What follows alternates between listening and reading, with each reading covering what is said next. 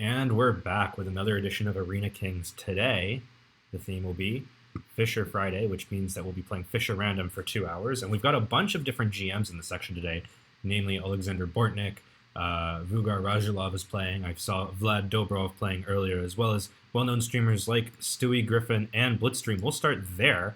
And we've got a pretty peculiar position. I'm going to be curious to see how these two strong players manage to develop their pieces given the short amount of time. I can already see that White's intending to bring the bishop here to b2, and is going to try to bring in some pressure here with the idea of maybe like knight d5, followed by maybe like d3. He's going to have to figure out how he wants to get castled. Probably just going to play, just trade places with the rook, so the rook will go over to f1, the king will stay on g1, and then maybe play for some sort of f4. But I'm curious to see how Black kind of plays against this. For example, I already see c6, I see f5, and I kind of like Black's development a little bit better, if I'm being honest. I think the bishop is already becoming intuitively more clear here on the e6 square, whereas on c1 it's a little bit less clear why it needs to be on b2, given the fact that Black has opted for this pawn structure. And that's why we're seeing this idea of bishop to a3 exposing the fact that this pawn on d6 here is weak. So a little bit of an interesting position here. I'm kind of curious if Black will just kind of continue to develop normally. He's going to castle here. And the way that he would do that in Fischer Random is he would simply just put his king over his rook like that. The rook would flip over. King stays on g8. Rook goes to f8. And at some point, I imagine he's going to want to play for some sort of f5. Instead, we see bishop takes f5. And Black is going to have full control over the center. So going to be interesting to see how this one kind of develops. I do want to go to our top board and pay a little bit of respect to our #1 player this afternoon, and that after this move queen to h6 with the idea that if g takes f6, knight takes h6 is mate on the board, thanks to this bishop on b2 cutting through knight to e7. I think we're getting close to result here. King to h8, queen to h7, that is mate. Let's do a quick replay on that. Quite incredible to be walking in on this moment right here, exactly. White realized that there was all of the pressure there on the king's side with the bishops on both b2 and b1, slides the queen over to h6, and we've got quite a treat to start out our afternoon here on Chess.com. For those of you guys just tuning in and wondering what Fischer Random is basically the randomization of pieces on the back rank. There's a lot of different setups that players can go for here. We've got a lot of different players here. I'm really surprised by the number of players who tuned in last minute. We saw Alexander Bortnik basically register as soon as the game started. We also had international master Eric Rosen. Now we've got Alireza Firouzja joining the battle. So we're actually going to start with Firouzja's game here in full. And here we have a pretty simple idea, this idea of bishop to a1. And he's just basically going to play this like a Catalan. The nice thing is this bishop on h1, he only has to play the move g3 and it's already developed. And, I mean, at some point he can just move this knight over to e3. The king can go to g1, the rook will go to f1 through castling. Then this knight will actually find a really nice home on d3. I really think that Black chose a wrong setup here, and I think Firouzja was really smart to kind of punish Black for going for the symmetrical setup. Notice that Black can't exert that same pressure in the center of the board, and what that means is that here White is going to be able to use his rook, his bishop, and his queen, and the fact he moved one move prior by being White, he's going to really punish Black for this extra tempo. And so I think Black probably should have played a little bit more aggressively in the center and probably shouldn't have tried to repeat. The rook takes d8 here, just looks like a something you cannot allow. King takes d8. That king is in the center of the board, and after b takes c, I think Black is now realizing he can no longer copy because of the pin here on the b file. So Firouzja already proving his dominance. And as I mentioned before, this knight is on a very natural square in d3. I once heard Anish Giri refer to this knight as the Ulf Anderson knight in various Catalan positions, and that's kind of what immediately kind of made that stand out to me, was once he had this b3, c4, d4 idea, and he plays g3, this knight on d3 is basically a Catalan knight. And so here we're already seeing Firouzja integrate what he knows about opening theory and setups, but in a very specific case of Fischer Random, where the entire back rank is entirely randomized, meaning that opening theory is meaningless. So a really nice integration and use of pawn structure here. I like this idea of bringing the bishop back to c3 and not to like a1 or b2, so that way White can continue to pivot on this diagonal, especially if Black plays this move b takes c5. I think Firouzja is going to be very comfortable here. He's already up a significant amount of material. The king on d8 is extremely weak. This rook is going to be passive, and because Black has already moved the king, there's no way to castle and bring this rook back into the game. And that's going to be a little bit of an issue here, and that's why we're already seeing Black resign here. Notice that this bishop on h3, there's simply nowhere to go. Once White played this move f3, this bishop was in no man's land, and that was the game there. So really nicely played game by Firouzja. I want to go find another game that's being played by one of our top boards here today in our Fisher Friday edition of Arena Kings. Let's actually tune into one of Chess.com's own, and that would be Luis here. And I believe here he is playing with the black pieces, playing from Spain, that is. And a very difficult setup, I have to imagine, here for black, because he had to play this move f6 to develop this bishop here on the g8 square, because white got to go first. Let's see what white played on his first move. Yeah, so after e4, black really needed to play e5 here to stop the move f4, but because he played knight to c6 here, that gave white this extra tempo to develop this bishop, and you'll notice that because of this move, even though white conceded the pair of bishops, it meant that black has to go for a slightly inferior structure just to castle and get relative king safety. So we do see a kingside castle here, but now, as I'm sure all of you guys are recognizing, white can immediately push forth in the center. First with d5, then knight to b8. And then I like this insertion of b3, kind of trapping in this bishop, asking if black really wants to play the move bishop to a6. And now there's this constant threat of this move e5. And that's something that I think black can't allow. All because on that very first move, again, the finesse of Fischer Random, you can't just play moves on automatic. You have to understand how your opponent's going to develop those pieces. And I think Luis just has fallen a little bit short of the measuring stick here. Here he's decided to give up a piece, and I just don't think he's going to have enough compensation here to be able to make up for it. After queen takes b7, we're already seeing a fork here. If I'm playing, with the black pieces and I'm playing with a 2-hour time limit to get in all my games, I'm already resigning this game so I can get my next pairing and try to build up that streak early. So a nice first game here by, it looks like MrKooShahJi, playing with the white pieces. Definitely the rating favorite with a 2300 Fischer Random rating. But very good recognition as well in terms of how quickly he can get that king safe, and black has already paid the price for that. Let's move on to another game. I'd like to see how James Canty is playing, and he's playing Orest Vovk here, who's an FM from Ukraine. James Canty, of course, better known as GM Canty on his Twitch channel. And if we take a look at this position, white has already been pretty aggressive. It's very interesting. You might look at the rating difference and think that Canty here is the significant rating favorite, but keep in mind that a lot of players have yet to venture into the Fischer Random part of Chess.com. And this might be one of those cases. I already like the fact that white has utilized this rook on the open c file. Black's rook, on the other hand, has been a lot more passive. This knight coming to b5, I really like this idea because you really don't want to give up this bishop on c7 because of how weak this pawn on d6 is. Notice that if you move the bishop away, knight takes d6 is simply a pawn. If you try to protect this pawn with, like, let's say rook to d8 or knight to c8 as Canty plays here, you constantly have to worry about knight takes c7 and all of these various discoveries that can happen on the c file. So we're seeing a lot of really great development here from white. And notice that after knight takes c7, queen takes c7 is not actually something that you want to play. It might be playable, but you do have to constantly keep in mind that there is going to be various discovery here, threats here on the c file. And here Vovk decides, it's time to play this move, knight takes d6. Let's see if we can figure out his line of thinking here.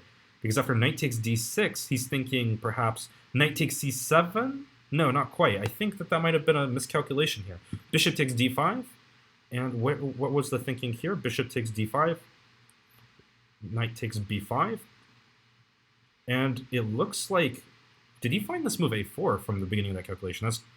That's definitely a deep calculation there, but I don't know if that was necessarily what white wanted to do. It looks like black has now gotten an active knight here on d4. White is a little bit slow to develop here. Black's pieces are more active. Now, I don't know if queen to a6 was necessary, because I'm looking at this king and thinking, man, white is just a couple moves away, and there we go, queen takes e5 as well, from being able to put a threat here on the black's king. I just don't think that this move, queen to a6, is necessary, and that's why we're seeing this move, queen takes e2, just giving up the piece. King takes e2, you have to castle here. Maybe, just put your king on g8, put the rook on f8, concede rook g7 check just to get that piece active. But yeah, here Canty resigns, just serious time trouble here. And Vovk, very clearly a strong Fischer Random player. Another player that is already proving his mettle here is, we took a look at one of his games earlier, is Blitzstream, and he's playing Firouzja here. We talked a lot about getting the king safe early in the game. In Fischer Random, it's important to establish your opening principles and go from there in terms of piece development. I like that Firouzja, is trying to attack here on the king side, but I think it has to be appreciated that white has gone ahead and made this big effort to prepare to play moves like bishop to f2 and castles while establishing a nice central control here. Black is going to kind of play more of a hyper-modern style. He might want to look at an idea like playing for b5 and a5 and a queenside pawn storm, but the reason why we haven't seen that yet is he wants to be careful. This move e5 will open up this light squared bishop here on g2, and that might not be something that Firouzja is ready to do. Knight b3, knight takes b3, a takes b3. I think Kevin is happy with this. I mean, this rook on a1 is going to be quite strong. It's going to slow down Black's ability to play for like b5, a5, and then a4. So I think that that plays into Bordy's hands a little bit, and I think maybe he's going to be looking at a move like knight d5, just establishing that central presence, followed by bringing this bishop to e3, going ahead and getting that kingside castled. Instead, we're going to see a different centralization strategy, playing for this idea of d4 and using the fact that these two pawns are taking away critical squares from black pieces. I think that Firouzja is in trouble here a little bit positionally, but not enough that it's not recoverable. Bishop to h7, he's trying to get castled as soon as he can. I imagine we're going to see knight to d7 here. Bishop to h7, to me, this is a Fischer Random-esque kind of move. You just want to play this so you can get your king safe. You're not really worried about what the long-term future is of this bishop at this moment. And I'm surprised that we didn't see this move knight d7, because I felt like the whole point of playing bishop to h7 was to go ahead and get that kingside castled. Instead, we see the move king to f8, and now the rook and the bishop. I'm a little bit worried here for Firouzja. How are you going to get these pieces developed when white already has a space advantage? He has a positional advantage. His pieces are more active. You're no longer able to establish this queenside pawn storm anymore. And I think that that's going to cause some issues here for black. Bishop to f2 with the idea of castling. Whoops. Castling. There we go. Bringing this rook over to d1, playing for the move d4. And from here, he's going to be able to establish a lot of pressure. For example, playing moves like e5 after that. Just kind of playing down on the dark squares. As long as black is not able to play this move g5, I think this bishop is going to be dead for a majority of the game, and that's going to cause problems. I think, and I'm reiterating that not just because I think it's just like a subtle point or whatever. I think it's going to be a critical moment. How does black develop this bishop? If he can't do it, I don't think he can win this game. e6, a very smart move here, taking away the d5 square from the e3 knight. We've seen knights in d3 and e3 and how they're able to play well behind pawns so far this tournament.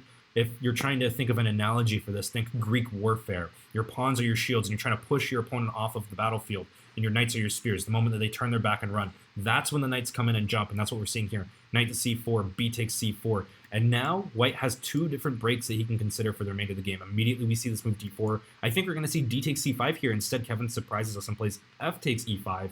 Me personally, I would have played d takes because these pawns on c4 and c3, they're actually a strength when they're covering all of these different entry squares, meaning that this rook on d8 is simply not able to get down on the d file. White can simply trade rooks. And remember, the key difference in this position between white and black, this king moved, this king castled, meaning that this rook can't easily get over to the d file. So I think that might have been a slight misstep there by Kevin Bordy.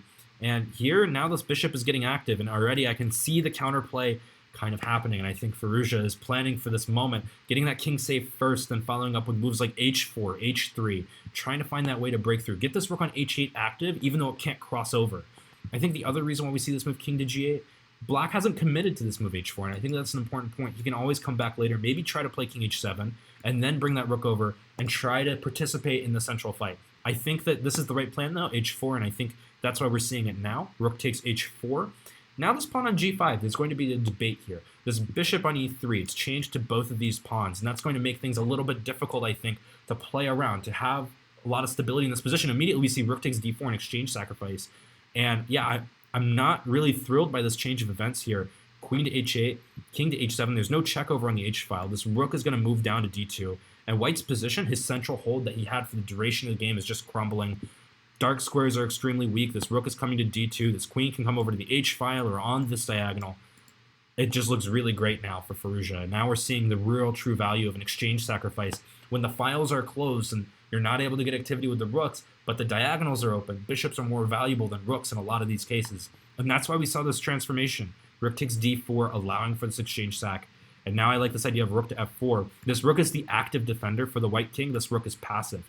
And wow, queen to g3, really like this move. Now, queen takes a3, and I think that we're going to see some form of black trying to just bring these pawns down the board. And yeah, bishop to e2, rook takes e2, that's a sad concession that white has to make. And we know how great Firouzja is at bullet. I'm going to assume that he's going to win this, but we'll stick here and see if he's able to win the time scramble. But all black needs to do, get that king safe, start moving these pawns slowly up the board. He can pre-move most of this. Black on the other hand, white on the other hand rather, cannot really pre-move. He has to constantly consider, what is it that white's doing? And now we're seeing this king and rook moving back and forth, but that's going to leave Blitzstream open to different tactics here. We're going to see f4, f3, restricting the movement of that white king. So here we go, f4, maybe e3 now. f3 works as well. Queen goes over, and now all he has to do is just stay ahead on the clock. And this is a really smart idea. Queen queen d3. Now white cannot win the game because he no longer has the material. And there we see the resignation. I'm surprised that we saw the resignation so early, given the format and the importance of, not losing and every point matters. You're a second up. Maybe try to see. I mean, obviously Firouzja is talented enough to win it, but try to use that time advantage. If you're going to play it out. So, very interesting game there. I think that maybe Blitzstream missed his chance there to, pick up a big result. Let's tune into another game here of another pretty particularly well-known streamer here on Chess.com, and that'd be BetaMaster, and he's playing against Stewie Griffin. I think BetaMaster's already in trouble. Let's see how we got here, because these pawns move down the center of the board really quickly as we're already on the 12th move. Yeah, this is the kind of decision that I think needs to be respected in a Fischer Random game. 2 pawns in the center is worth more than 1 pawn in the center, especially in these endgames when a central pawn can be the driving force of positional transformations. And in this case, I think all black did, once he got this trade, he just established a strong center. He pushed those pieces back, and e3 after f3, d4. And I think this is almost a clincher moment here. Smart move here, avoiding the queen trade, threatening mate. We see the move bishop to g3, d takes c3, knight takes c3, and bishop to d7. So far, black still has a space advantage. He's just got to consolidate. He's got to make sure that white can't develop these pieces here. One thing that I heard on commentary this week, when you can put all of your pieces into a fist, if you were to play this in an over-the-board game, that probably means that your pieces aren't very well placed here. And that's what I would say here. These 2 knights, this bishop, this rook, because of all that central space that black established early, white's lost a lot of time trying to develop. So now he's trying to play catch-up. In the meantime, black's plans are pretty obvious. He's going to go for h5. He's going to try to break open this, this pawn here on g4. If he can get f takes g4 and have an isolated g4 pawn, that's not something we hear ourselves saying a lot in a standard chess game, but in Fischer 960, it's a tangible weakness that I think BetaMaster needs to be aware of. Knight to h5 here, very strong move. The idea is to play knight to f4 and maintain that stranglehold on white. And yeah, I mean, h5, f5 are still both viable options. Knight to g6 is not a concession, by the way, because now both of these squares are, potential squares for black to consider in the long run. How do I create that pawn break? Where is my pressure coming from? How am I able to break through? Yeah, and so here I think this is a good decision by BetaMaster, forcing the light squared bishops to come off. That takes an attacker off of the king side and brings it, off of the board. And I think that is an important moment there, going forward. Rook to d3, and now the debate of the game changes, right? Before we were talking about the stranglehold for black in the center, being able to push white back. The question now is going to be, is this pawn on e3 a strength or a weakness? We saw that pawn on d4 leave the board, and that means that this e pawn, even though it's far, very advanced, in terms of where it is on the board, it can still be a positional liability. And now we're seeing this idea of knight to d2, and I think if BetaMaster can find a way to just kind of, maybe simplify, maybe he's looking at a rook trade followed by knight to d3. He can try to play around this e3 pawn. At some point, this pawn might actually become a weakness, and I think that could be a concern here. Nice move here, queen to h5, recognizing that the queen is equally active here. A queen trade, of course, would have been great for BetaMaster, as he would have fixed all of his pawn structure problems there on the king side. Knight to f3 check here, and that's a nice blow, because now all of these pawns, they're not really protecting the black king. e2 comes with check. This is going to become a queen, and I believe after rook takes d1, we're going to see a resignation here. Rook d2 even more accurate, because now after knight to f2, we're going to see queen f2 followed by queen g2, and that's going to be checkmate on the board. So very nice game played here by Stewie Griffin. I like the ability there to take that dynamic potential after establishing that center and just consistently constricting white. That's the kind of skill that it takes to win the Fischer Random, kind of setups, and I think that was a very great demonstration of being able to use your dynamic potential early. All right, well, I think we'd be remiss to not check out a regular from Fischer Random. Coincidentally, he's also playing Stewie Griffin here, but Paul from St. Petersburg has been playing Arena Kings for as long as I can remember, and I think it's very interesting to see the different styles of development here.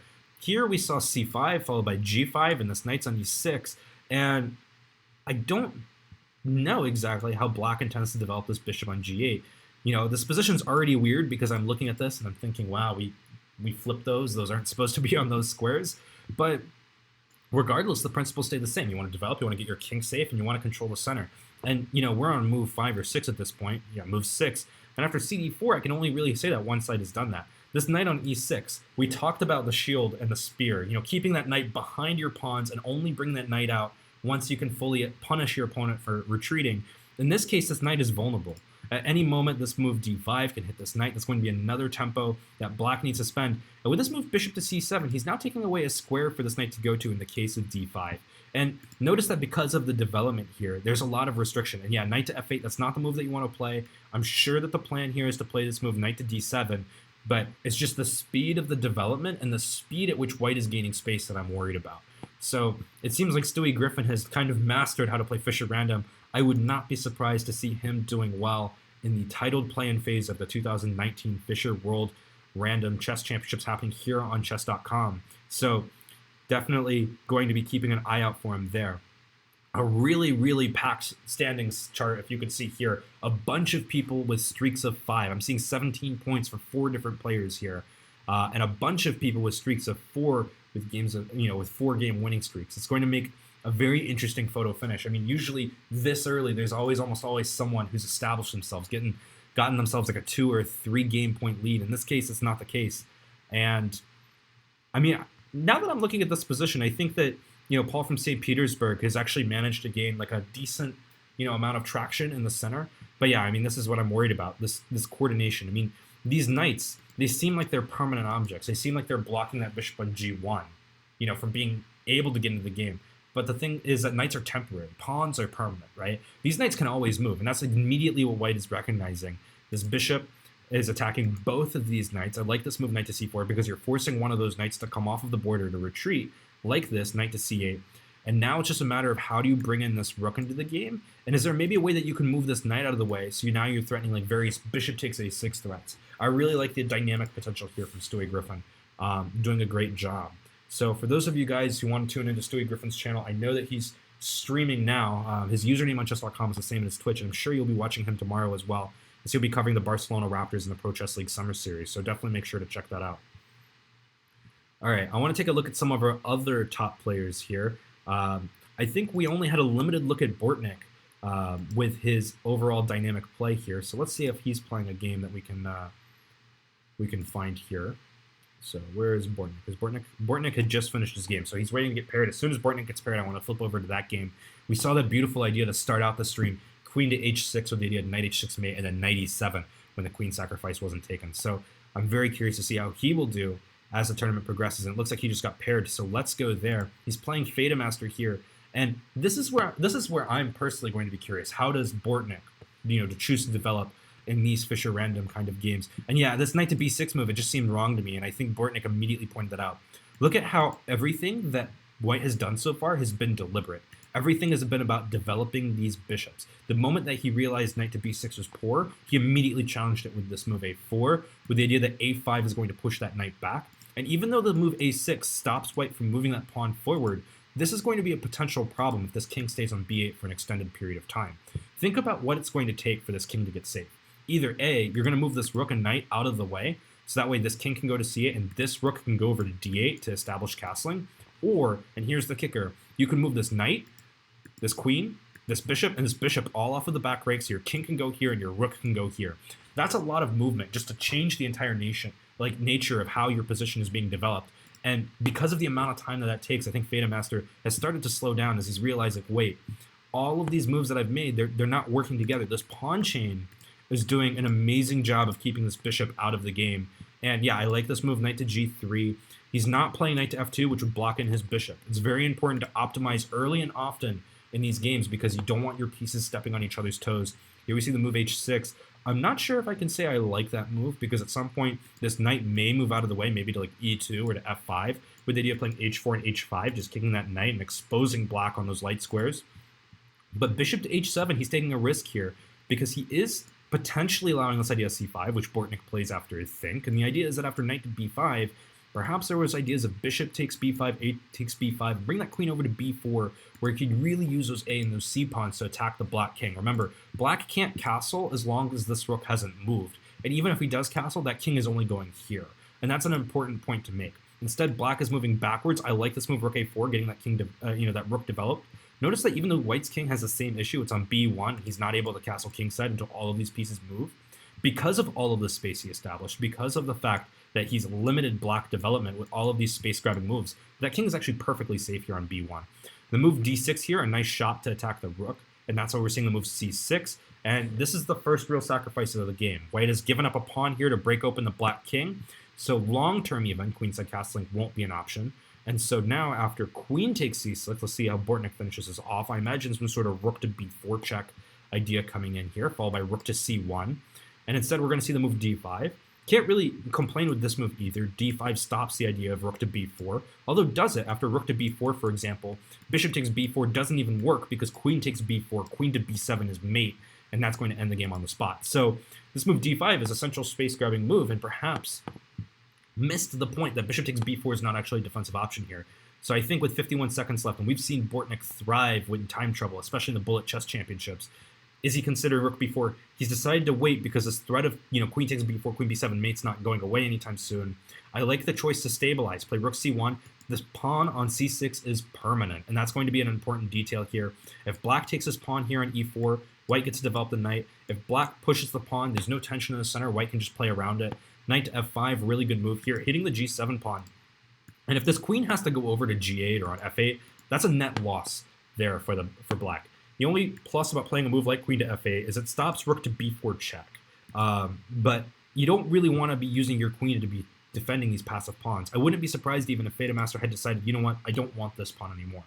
All right, so now we see the move knight to c5, and now remember how white developed from the beginning of the game. It was all intentional. It was all for this moment. This bishop, this rook, they're coordinating, and now there's no point in playing bishop takes c5 because after bishop takes c5, you're simply letting white dominate this queen. This queen's going to have to sit behind, maybe even go to g8, maybe go to h8, and at that point, that's going to leave this king to be naked. Now we're seeing the move rook to a7, trying to protect this b7 square, because remember, knight to c5 there blocked off that threat on b4. Queen b4 was the threat, and now we see knight to e6. I think Bortnik will finish this off really quickly.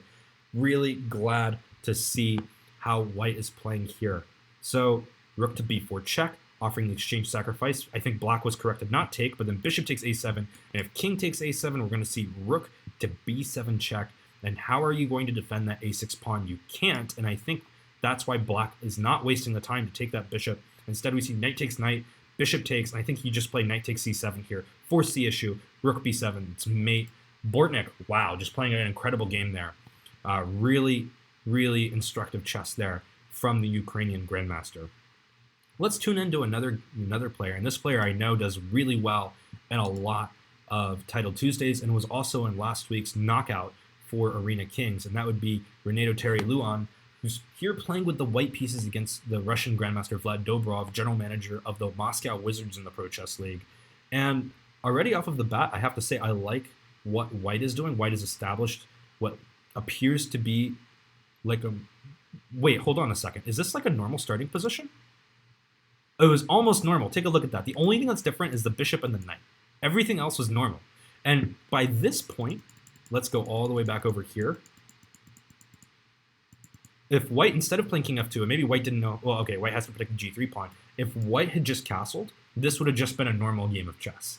So that would have been one of probably the fastest transformations into a normal looking position that I think I've ever seen here. And he can still do it, by the way. A move here like king to g1 would do that. It looks like instead Vlad Dobrev has hung a pawn here on d5, allowing this move queen takes d5. And he's going to have to be very quick to get his initiative and try to counter, the fact that white had to play this move king to f2. Yeah, I mean, this is not an ideal moment. It's hard to see exactly what the compensation is for black. Knight to e5, love this move. The two pawns are working together, so then that way if black were to ever find a way to trade on e5, white will just simply take with the f pawn, maybe bring that king back to g1, play on the f file, and did he just get his queen trapped? Oh no, you've got to be kidding. Bishop to e6, where are you going to go with this queen? You can't take on c5, the knight on e6 is protecting it. You can't move backwards, that bishop is sitting there on e6, and all of a sudden, what was seemingly just like a completely great position here for white turns its head, and now he's had to give up his queen, and that's going to be game. I don't see Dobrev losing this. He has a queen for a minor piece and a pawn. That is more than enough to win at the Grandmaster level. And here, bishop to a6, a nice move, and then f6. These pieces are just coming off the board. Just play bishop to b7 here. You don't need to get too cute, I think. Yeah, I mean, white is just in a lot of trouble here. So we're going to move on and find another game. I'm sure we'll see more of Luan later on. We just unfortunately caught him at not one of his finest moments here in the Fischer Friday Arena Kings Challenge. let's see. Let's take a look at how Firouzja is doing, because I'm actually not seeing him on the top of our leaderboard. He's all the way down in 15th. He's just lost a game, which means he doesn't have a streak, and he's going to have to beat, this player. And he's actually, considering the rating difference, Black was actually putting up a lot of resistance there, but now we've got mate on the board. I would have been curious to see how that one would have turned out from the beginning, but let's take a look to see how Firouzja does in his next game. So as soon as that pops up, we will be taking a look at that. With that in mind, for those of you guys who are really enjoying Fischer Random and want to play more, and if you're titled, make sure to play in the titled play-in phase of the 2019 Fischer World Random Chess Championships. That starts on Sunday, rounds at 7 a.m. and 12 p.m., and will be streamed here on Chess TV. So make sure to register for that if you're a titled player. It's your chance to play against players like Magnus Carlsen, Fabiano Caruana, and qualify to go play against them in Norway. So make sure to go get your shot. Looks like Firouzja is taking a break, so we will go and tune in to another game. Let's take a look at another strong Ukrainian player, and that would be Reshetnikov here from Ukraine. We took a look at one of his games earlier against Canty, and here we've got even material, but Black is much more inferior development. I don't like the fact that this b5 square is wide open. This knight is going to come over to b5. This knight could come over to e3. The queen on a3 is actually, a reasonable piece. And okay, instead we've seen knight to f3, but this allows queen to c6, f6, and the reason behind f6, Black wants to play this move e4 at the right moment. So one of these two knights, probably the d knight, is going to go to e6. At some point, we might even see the move b5. But I thought that was an important moment. I thought white needed the knight there on b5, and could have just responded to queen c8 check, queen c6 check with king to g1 there. Instead, we're seeing this move knight d5. Important for Black not to trade there, because obviously it would be a fork, and you'd be giving white a passed pawn. So we see this move b5, and now I think the chess boy from South Africa might be facing a little bit of pressure here, because now, when these knights get traded after knight takes c7, there's this constant threat of b takes c5, you can trade, but now I think this knight is going to either take on b5 and then establish a presence on the d4 square, or he's going to just become more active, right? When we tuned into the position, it was white who was more active, and Black had all of these holes in the pawn structure. And a very interesting trade proposal here. King to g1, allowing queen takes f3 for rook takes c7 check. I don't think that was necessary. In fact, I have to say I wasn't a big fan of that. You're giving Black a lot of counterplay here, and Black can just play h5, h4, h3, and white needs to dedicate defensive resources to that. Good prophylactic move with this move, rook to b7, and I think Black just plays a move like queen to f5 and follows it up with h5 and h4, and just really asks white, how are you going to keep this king safe with your queen all the way over here on the dark squares? Are we going to see a repetition here? That could be an interesting point. So here we see queen to h5. I have to admit, I'm not very crazy about the queen placement here.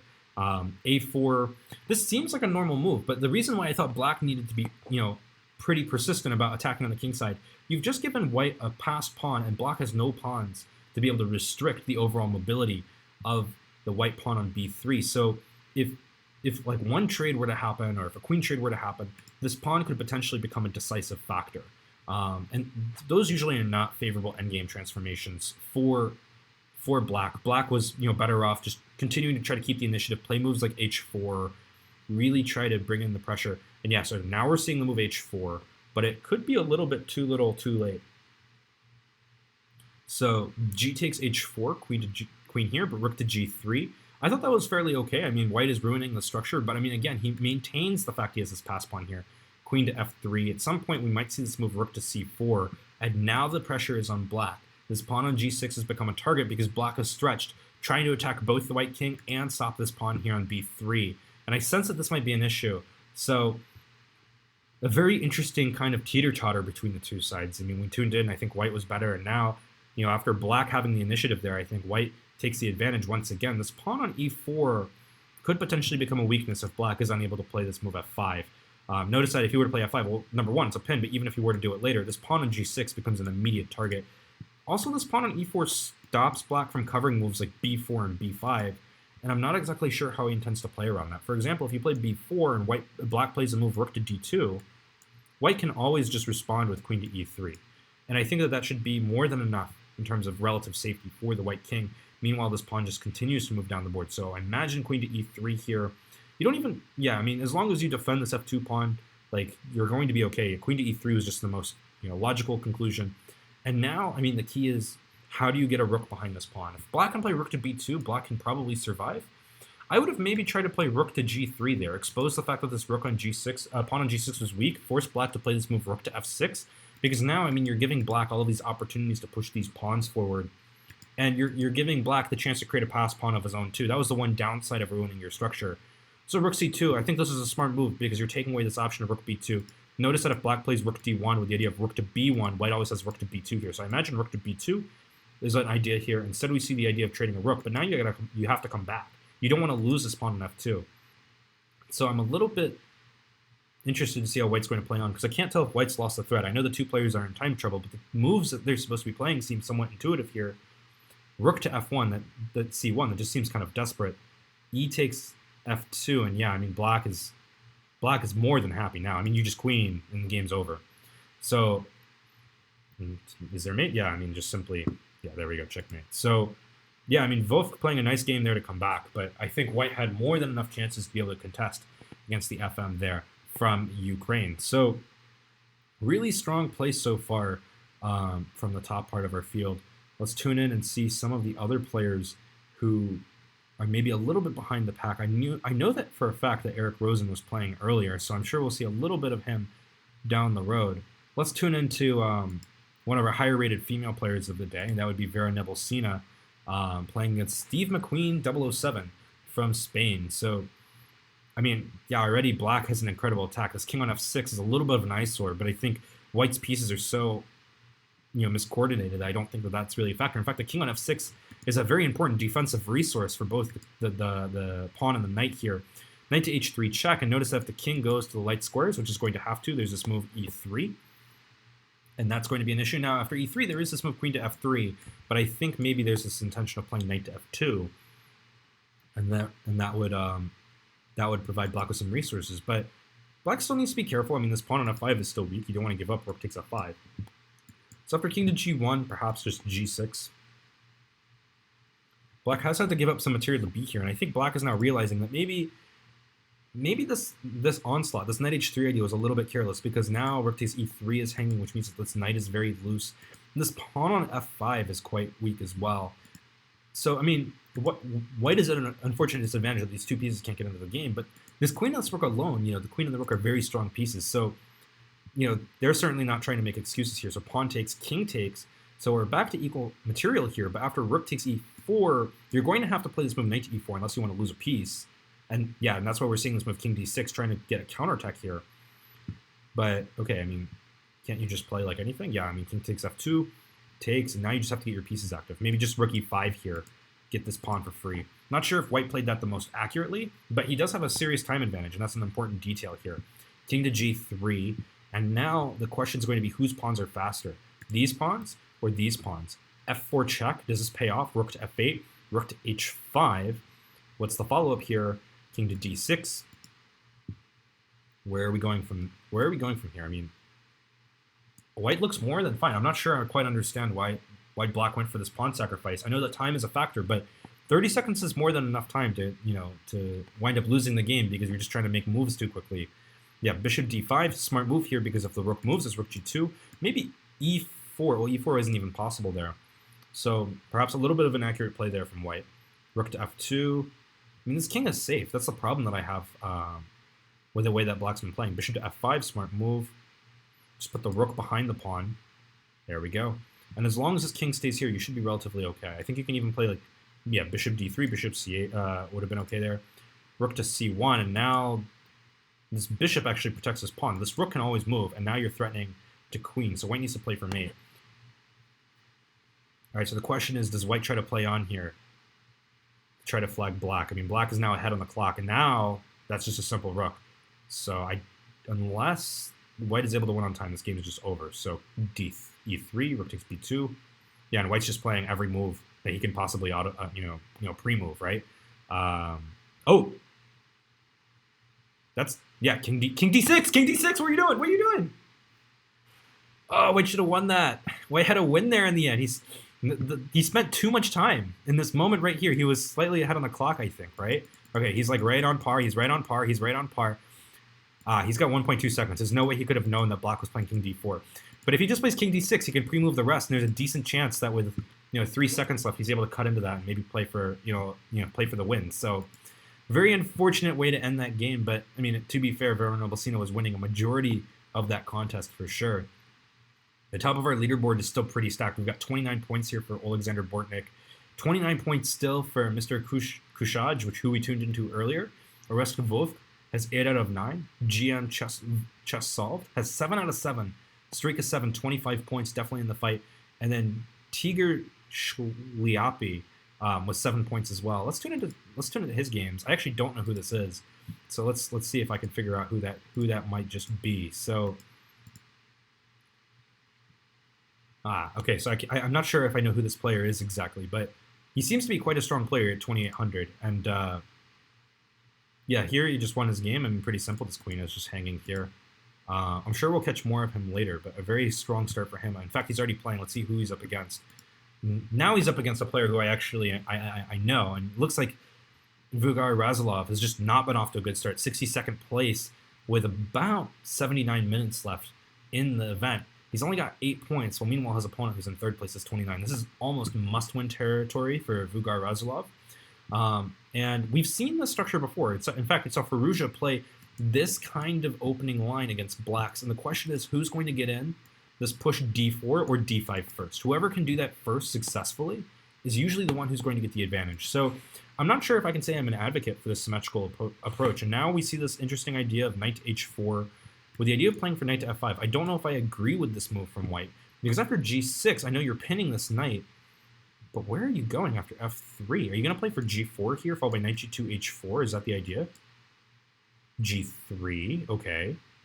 I'm not sure I understand what white's playing here. White's playing very slowly. Black is the one who's playing for d5, and I think Razilov understands this because he's playing for the center. Bishop to e4 here, interesting.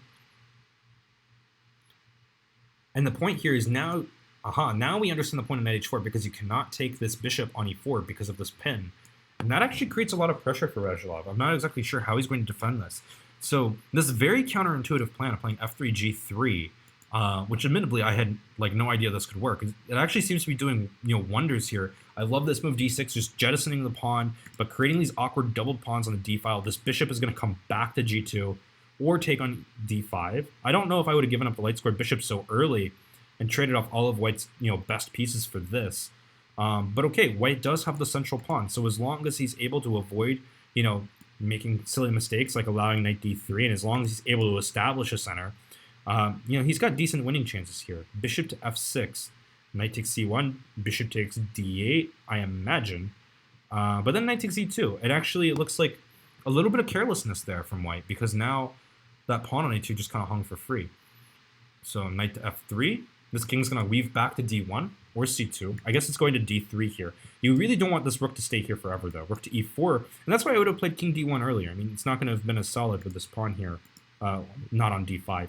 And I like black, unfortunately, for white. I mean, white had a really great strategy early on, but I think this whole tactical approach of trying to trade off all of these pieces, it worked out in black's favor, rather. And now we just have a completely winning endgame for black. I would be shocked if Razilov can't win this. We're going to see a move like c4. We've got a pass pawn forever right here. At some point, we're going to play b5 if we're black. This king will simply take back on b5, and these pawns walk down the board.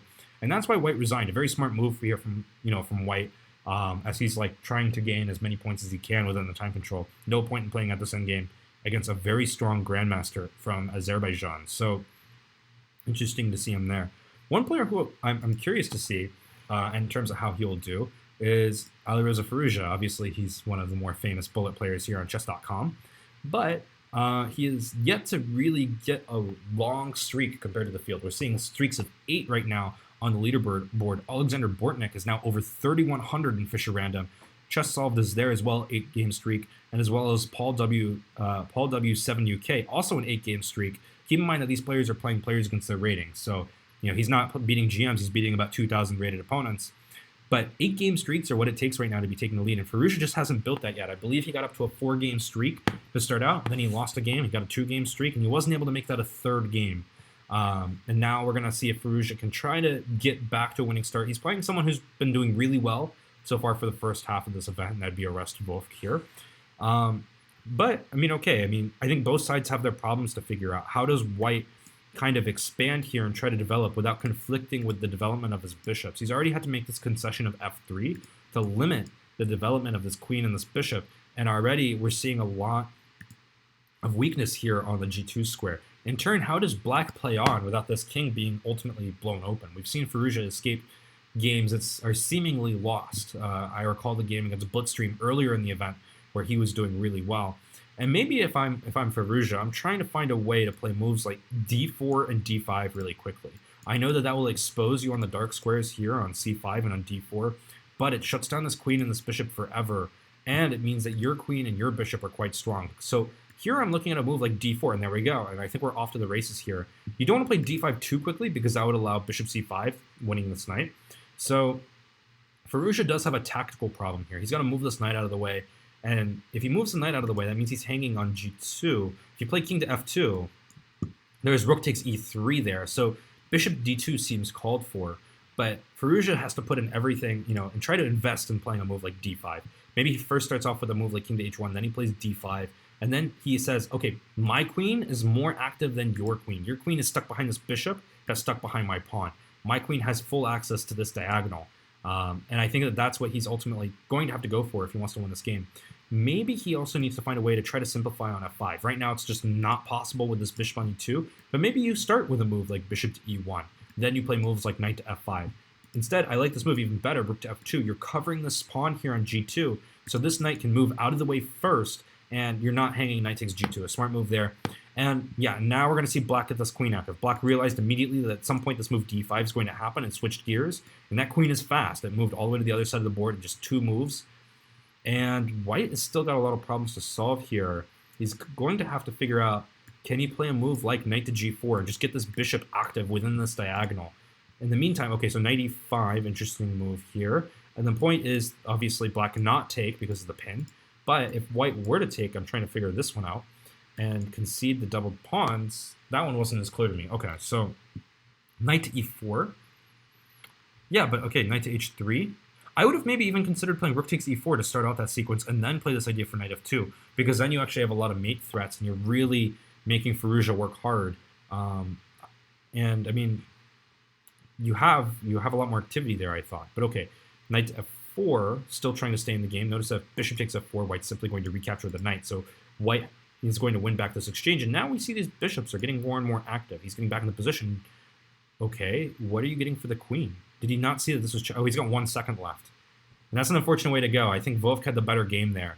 Firouzja, definitely in key moments so far, has definitely been the escape artist. We've seen him now in 2 different games in what felt like really uncomfortable positions, but either it's because of time or because of tactics. He's able to find these ways to just get out of really tough spots. And, that's a reason why he's one of the top bullet players on Chess.com. And I'm sure he's going to be eyeing, trying to get to about a 2,900, 3,000 rating here in today's Arena Kings, even if it's not exactly the way he wants to go. So that puts him on a streak of 1. He's going to need to put together a couple more in order to get back to the top of that leaderboard. He's got 24 points right now, which puts him 10 points behind the #1 spot, MrKooShahJi there, from Iran, his countryman there. So definitely tight race. A player that we haven't watched in a while, or at least haven't seen since he played Firouzja, is Blitzstream. He's now currently sitting in 3rd with 31 points, playing against the South African CM, the chess boy. And here, I mean, already it's a pawn up to the good, right? And, this rook is passive, these bishops, they're in decent positions, but there's a lot of space in between the pawns and where white's developed. And that means that there's a lot of... black's developed, rather. And that means there's a lot of moments where white can kind of jump in and create a lot of pressure. And I think that that's what we're starting to see here, is that, Blitzstream is recognizing this, and he says, hey, black, you're hyperextended, and I'm just going to punish you for all these weaknesses that you've created, by moving your pieces backwards. And that's why white is able to play moves like knight e5, and white is able to play moves like rook to b3. And this is going to be a critical moment here. Where do you put this rook? Knight to c6, check. I love it. And now, okay, king to c7, you're going to simply take here. Takes, and you're exchange up. Bishop takes b7, grab it. No bishop b7, interesting. I guess he doesn't really value the pawn. Go for it. Just take this pawn on b7. There we go. King to c7, bring that bishop back to f3. This pawn is not going to be a serious threat because this light-squared bishop is on the more important diagonal. And notice how Blitzstream keeps on offering this light-squared bishop trade. If white were to ever successfully pull off a light-squared bishop trade, it's going to make it very difficult for black to, push these pawns. These 2 pawns right here, they have the best potential of becoming pass pawns for black. Notice the promotion square for both of these pawns, light squared. So if white can engineer a light squared bishop trade, for example, bishop d5 there, and had a trade, that would have actually made it very difficult for Black to try to continue generating counterplay. White can, not just play for 2 results. He's basically playing for 1 result. Bishop to c4, king to c6. You want to be careful here. You don't want to let this pawn get too far. f4, practical decision, giving the time trouble, and rook to f1 there. You got to play bishop takes b2, and after check, he's going to keep the 2 bishops, but you should still be able to win this. All right, so there's a threat here on b4. I think Blitzstream might have missed this. b3, he's allowing bishop takes b4, but if you lose both of these pawns, it automatically becomes a lot more difficult to win this game. Okay, so the bishop on e6 is threatened, and if you move it, you're going to lose the d6 pawn. But if Black can somehow engineer a trade between these 2 pawns, he's got really good drawing chances. Maybe a little bit too much finesse there from White. a5, a4 coming up. So now the question is, do you trade or do you not trade? You've got more time than Blitzstream to figure this out. He's going to go for it, and now we're going to see most likely some form of a5, a4. But this should work too, honestly. I mean, this pawn can't really push either. And I think that's what the chess boy is recognizing here. If he keeps his bishop on b6, White has no pawn break for this pawn. And so even though it's quote unquote an exchange up, as long as there's no rook takes b6 that gives White the opposition, he should be okay. But I'm not sure if I like how Black has handled this. Bishop to f2. And yeah, I mean, now he let that White king get in too far. I don't know what he was doing with the Black king. I think his concept was right, though. I think he could have afforded to just sit back, but you have to keep that bishop on b6 and keep that king on c7, b7 within proximity. And now it's the time scramble. Now we see what Blitzstream's bullet technique is like. Just play queen a2, move that king in, and we're going to see resignation. Good sport there from Black, despite the very close contest there on the top board. So that puts Blitzstream at 35 points. He's back into 3rd place. A lot of shuffling going on, so we have a lot of players with high scores here. Let's see who else is currently playing in the field. I'm seeing a lot of titled players. It's so great to see so many titled players playing here on Chess.com and in Arena Kings on our special Fischer Random. I bet a lot of these players are preparing for the Fischer World Random Chess Championships, which start on Sunday here on Chess TV and Chess.com. So make sure to tune into that and check out frchess.com for extended results on that. One player who we have not seen a lot of today, and that would be International Master Eric Rosen. I'm very curious to see how he's doing in the Fischer Random format. It looks like he's been struggling a little bit. He's got 5 out of 9, never able to build a streak, still stuck at 11 points. Rook to f3 here. And so I imagine after rook takes f4, we've got equal material. And this is a very tricky endgame because Black is the one with the passed pawn, but it's White's doing a very good job of maintaining activity, so it becomes difficult to push it. And that's what we need to see. Let's move rook to f2. Now we're going to finally see this pawn start moving up the board. Okay, instead we're seeing knight to e5. Very interesting moment here. Allowing knight takes f6. I don't know if that's what Eric Rosen intended. He might have missed this moment altogether because now he's going to drop this h5 pawn. He's not going to be able to win this rook and pawn endgame. So while he might not be able to win, this is still definitely...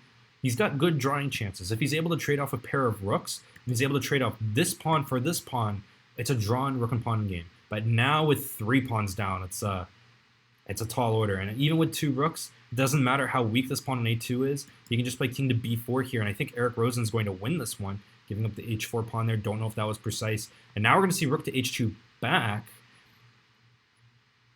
I mean, Eric's got decent chances now. I mean, you don't want to walk into mate. And as I say that, I don't really think that it's avoidable at this point, actually. Okay, let's see. Now the threat is mate, rook to f8, so Black's forced to play rook to e8. And now White's going to play king to b3 and then a4, a5, try to create a mating net. But you've got to run. You don't have a lot of time. Only 8 seconds left. You got to play a4. You don't have a lot of time. Rook to b7, maybe rook to a7 here with the threat of mate. Instead, we're seeing... and I like this idea, king to a7, threatening mate on b8. You don't have a lot of options if you're Black. Have to play for rook c8. Rook g8, rook takes c1. That's a rook, and now all he's got to do, he could have taken that pawn, taken the rook, but it doesn't matter. This pawn is moving to the end of the board, and unfortunately, just a little bit too slow for White. Eric Rosen is going to hold out with a draw there. It's going to give him a point. He goes back up to 67th, but it's a very tough path ahead for the International Master from the United States. So, going to be curious to see how he manages a second half recovery. One player who I just noticed who entered the arena today is actually Vladimir Fedoseev. He just entered the event. He's 4 for 4, so a little bit of a late start. He's got about half of the time control left. But he's got 13 points, and he's playing against a FIDE master here. And I'm presuming he's a little bit new to Fischer Random, but at the same time, he's already a piece up here, so it looks like there's not really a learning curve for the Russian Grandmaster. Let's see how he got there. Notice how white was quick to develop in the center and then bring the knights in. Nice job creating pressure, and it looks like black just ceded to all of this pressure and just basically lost a piece. I don't really think that it was necessary to play that way, and Vladimir Fedoseev, within seconds of tuning into his game, he's now on a 5-game streak. That puts him in 37th place. It's about a 30-place jump for the Russian Grandmaster, and that's going to be someone who I'm curious, who I actually think has a good shot of winning for someone who's shown up late.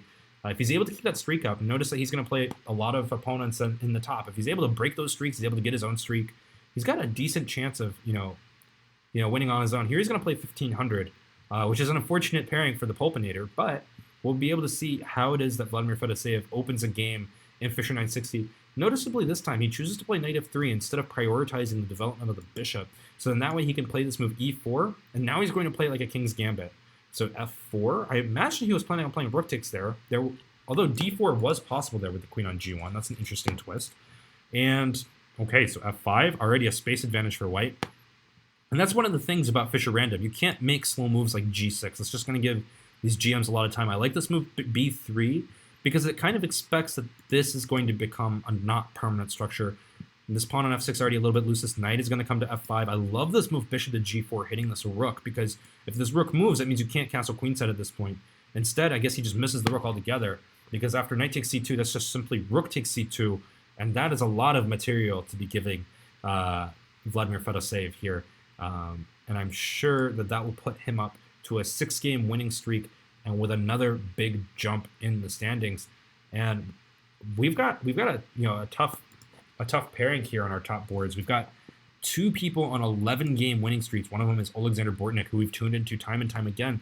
The other one is GM Chess Solved with a 3,000 Fischer Random rating playing against Renato Terry Luan, who we turned into briefly at the beginning of the broadcast. I already like what Luan is doing here, establishing his central presence. With these moves like e5 and f5, it's going to give him a lot of ability to kind of play from here. We'll see moves like c6 and d5 most likely, followed by bringing this knight into d6. If I'm black, just want to make sure we don't lose this knight. That would be like the one way to lose this game. But white has some problems, right? I mean, this queen is going to have to move, and that's maybe why we saw knight e2. So queen takes e2 now could have allowed castles. Note to, when you've got a construction like this, is a very particular Fischer Random structure. The way to castle, you just drag the king over the rook. The king comes back to g1, and that rook goes to f1. You've castled. Okay, so c4. Now I like GM Chess Solved position. I think that trade on e2 actually kind of helped white a little bit, because now white is going to be very quick to establish a4, a5 ideas. You can't play a4 just yet because his bishop is on e8 here, guarding the a4 square. But you see a lot of these kind of structures in the English, actually. And, white usually does very well in these kind of positions. c5, very smart move, because now this knight gets kicked no matter what. If dc5, just bc5, this bishop is now got the right of way to go to the c4 square with check. That king on g8 is either going to have to move, or he's going to have to give up bishop to f7. But he's going to have to continue to put up pressure. He's going to have to rally up this pawn. Black maybe here plays the move c5, or queen takes b4, trying to find more ways to break through. Although white is now just completely better developed. So I'm curious to see where we go from here. So, and I know that there's a lot of questions in the chat right now in terms of who GM Chess Solved is. I'll have that answer for you in a bit, but we have some suspicions he's a pretty strong GM who's playing on Chess.com. So if we have that information by the end of the stream, we will relay that to the chat. I see a lot of people asking there. All right, so another game by Vladimir Fedoseev. We'll tune back into him later because he's still behind in the standings. I want to see how GM Chess Solved is playing this against someone who's done really well in Title Tuesdays despite only being an IM. Bishop to c4 here. And I would have suspected bishop to f7 was more natural. You at least get a connection between your rooks. Look at black's pieces now versus where they were in the beginning of the game. This is just not exactly very intuitive development. I think white can just play the move g3 here and just simply push this queen back again. White's pieces make a little bit more sense. I know black is up a pawn, but that extra pawn isn't really doing anything right now. This pawn on c7 is a little bit weak. This rook is anchored very nicely here on the e3 square. This queen can simply slide over to e2. An interesting choice here. I wasn't sure if he wanted to give up the light squared bishop so quickly, but here white is saying if knight takes c4, then queen takes c4. And basically white is proclaiming that he's a little bit more active despite being a piece down. His point there, too, is probably one of a more classical note. The queen and the knight are usually a better combination than the queen and the bishop because of the unique variety of squares they can hit. But this is what I was worried about from white from the beginning after this idea of g3. This move bishop to c6 because you're now playing on the light squares, and knight takes c4 is possible. And that's why we're seeing knight to a5. Maybe we'll see bishop to f3 here as a retort. Just keeping that light squared bishop on the board. Instead, queen to d6. That move doesn't really make a lot of sense to me because you basically just gave white 2 free moves, knight a5 and knight takes c6. And now it's white who's going to play moves like queen to h3, and he's the one attacking on the light squares. Rook to e7 there, that's fine, but there's got to be some sort of way that you can break through now on the king side. Maybe this move queen to e2, it's subtle, but I think maybe g4, g5 is a potential here. And that's why we're seeing queen to d6, because if g4, then queen takes f4. Okay, so b6. Not really sure what to do with this move b6. But here's where Renato Terry Luan's going to have to think, because if you play this move queen takes e5, you are up a pawn, and you are going into the endgame, but you are giving white that pass. And immediately we see that white, black rather, has gone ahead and played this move rook to d8 and just said, I don't want your endgame. I'll just give you the pawn back. But in doing so, white is getting a little bit more active. Black got some counterplay for it, but notice how there's no check here on the d5 square. Something's going to have to go back. Maybe knight to h5, maybe queen to g4. You can't play rook to g8 there. But now bishop to e2, giving up the check. Bishop to f3, winning the knight. That is, that's going to be a little bit of a problem here. Notice how the queen couldn't go to b5 to keep protection of the knight because queen takes d8 there was simply game over, and white would have won the game. So rook to e7 here, and now I think all white has to do is just keep black paralyzed. He's going to let black run out of moves here with the pawn. So a takes, okay, you play a3, but just play b4, and then take this pawn when it comes to a2, and everything that black has is paralyzed. Okay, so and now if you take this rook, just queen to a8 mate, queen to a8 mate. There we go. So GM Chess Solved is going to pick up his 12th consecutive win, and he's now 3,000 on Chess.com. Congratulations to him. We've got a pretty tight top standing still. I mean, it's very unusual to get this far into Arena Kings and not have one person who's just taken full control over the standings. We've got MrKooShahJi first with 46 points, followed by Alexander Bortnik with 45, GM Chess Solved with 45, Blitzstream with 43. A few amateur players who are hanging in there, still got streaks, 38, 37 respectively. Paul from St. Petersburg there, rounding out 6th place. He's got 37, but no streak, which means that he could be, on his way out if he doesn't pick something up. Alireza Firouzja, he's still down in 11th place. He's got 31 points, so he is falling further and further behind, but the good news for him now is he has a streak of 3, so his next game can put him on a streak of 4, put him back into the top part of that standings. Other players to keep track of, Reshetnikov, who started off the tournament really well. He's now 8 out of 13, no streak. He's now in 19th place, followed by Stewie, Griffin. Vladimir Feta, by the way, keeping a streak. He's on a 7-game streak still. He's moved all the way up to 21st place despite what seemed like about a 45-minute slow start there. So he's definitely going to be competitive for sure. I'm waiting to see when Firouzja gets paired in the game because we've seen him survive some pretty difficult positions, and I'm pretty sure that he'll be up to the task to do it again. But it looks like he's also taking a break there, so we will find another player to go over. Let's take a look at someone who's a little bit... Oh, no, there we go. Firouzja's got a game now, so let's tune in. Firouzja is playing Aswer Billiter, and an interesting development choice here, opening up the long diagonal and saying my queen is going to be pretty strong here on h8 because I have this idea of bishop to f6, and that's going to counter your queenside, castle's idea.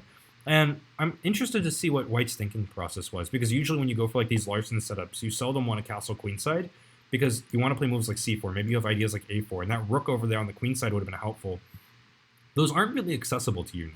This king is going to be slightly, of a burden to you, a slight burden to you on the queen side.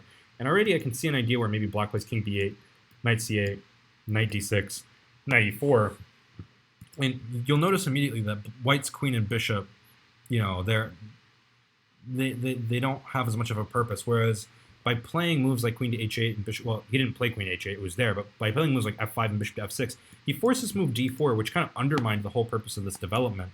And at some point, this knight, when it moves out of the way, and I think the maneuver that I mentioned will be the way that eventually Alireza goes. Either that or knight to g6. And with this move, king to b8, he's kind of teleprompting that he's going to play this move, knight c8, knight c8, knight d6. This bishop can always come back to e7, where it's going to be a pretty strong piece. And then white can, black rather, can make a decision. Does he want to play queen to h8, or does he want to keep the queens on the board and then play rook to h8? I think both of those will be incredibly strong options there for Firouzja. So Firouzja is seemingly dominating out of the opening of the game. We've seen him play some stronger opponents throughout and have to, survive with black in inferior positions. But here he's definitely, I think, holding more than just his own. Rook to h8 here is going to happen. And notice how black changed his plans there with this move. Queen to g2, white indicated that he also wants to fight for the h-file. So instead of trying to put that knight on e4, black said, you know what, I want to control the h-file. I'm going to put this knight on h4. I'm going to close the h-file, and then I'm going to double up on the h-file and move the knight out of the way when I'm ready to control it. So instead we see this idea at f4. Are we going to see knight to h4, or are we going to see rook to h8? Probably rook to h8 with this commitment at f4 at this point. f3. Ooh, really strong move. Bishop takes f3, now knight to h4. Really strong, and that forces the exchange sacrifice. Notice that queen takes f3, there's bishop takes d4 exclam in that position, because the rook on f8 would have opened up a discovery on that queen on f3. So really nice tactical vision from Firouzja. And now with this move e5, white is up against it. There's this threat constantly of playing this move e4.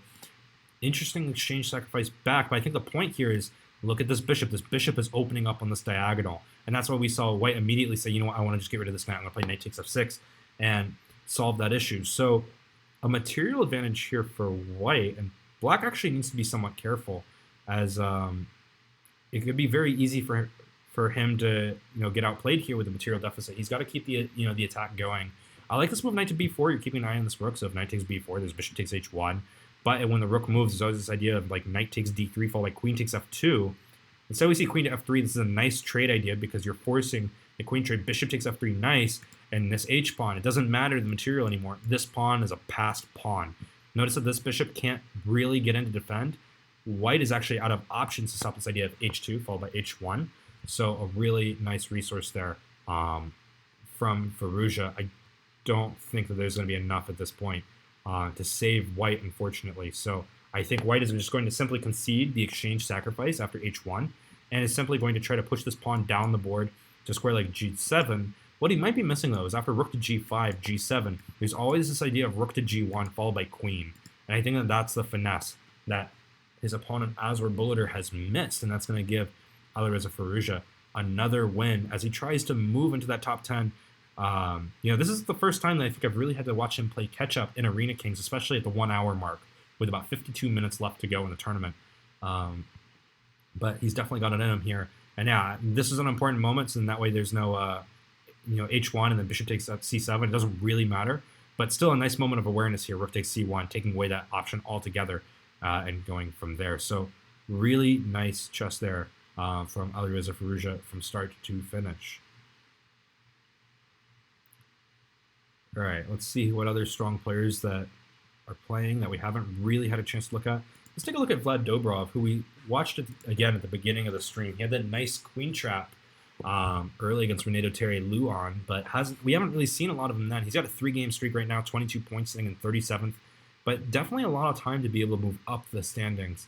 It's going to be important, though, for him to try to find a way to convert his material sacrifice into a winning attack here.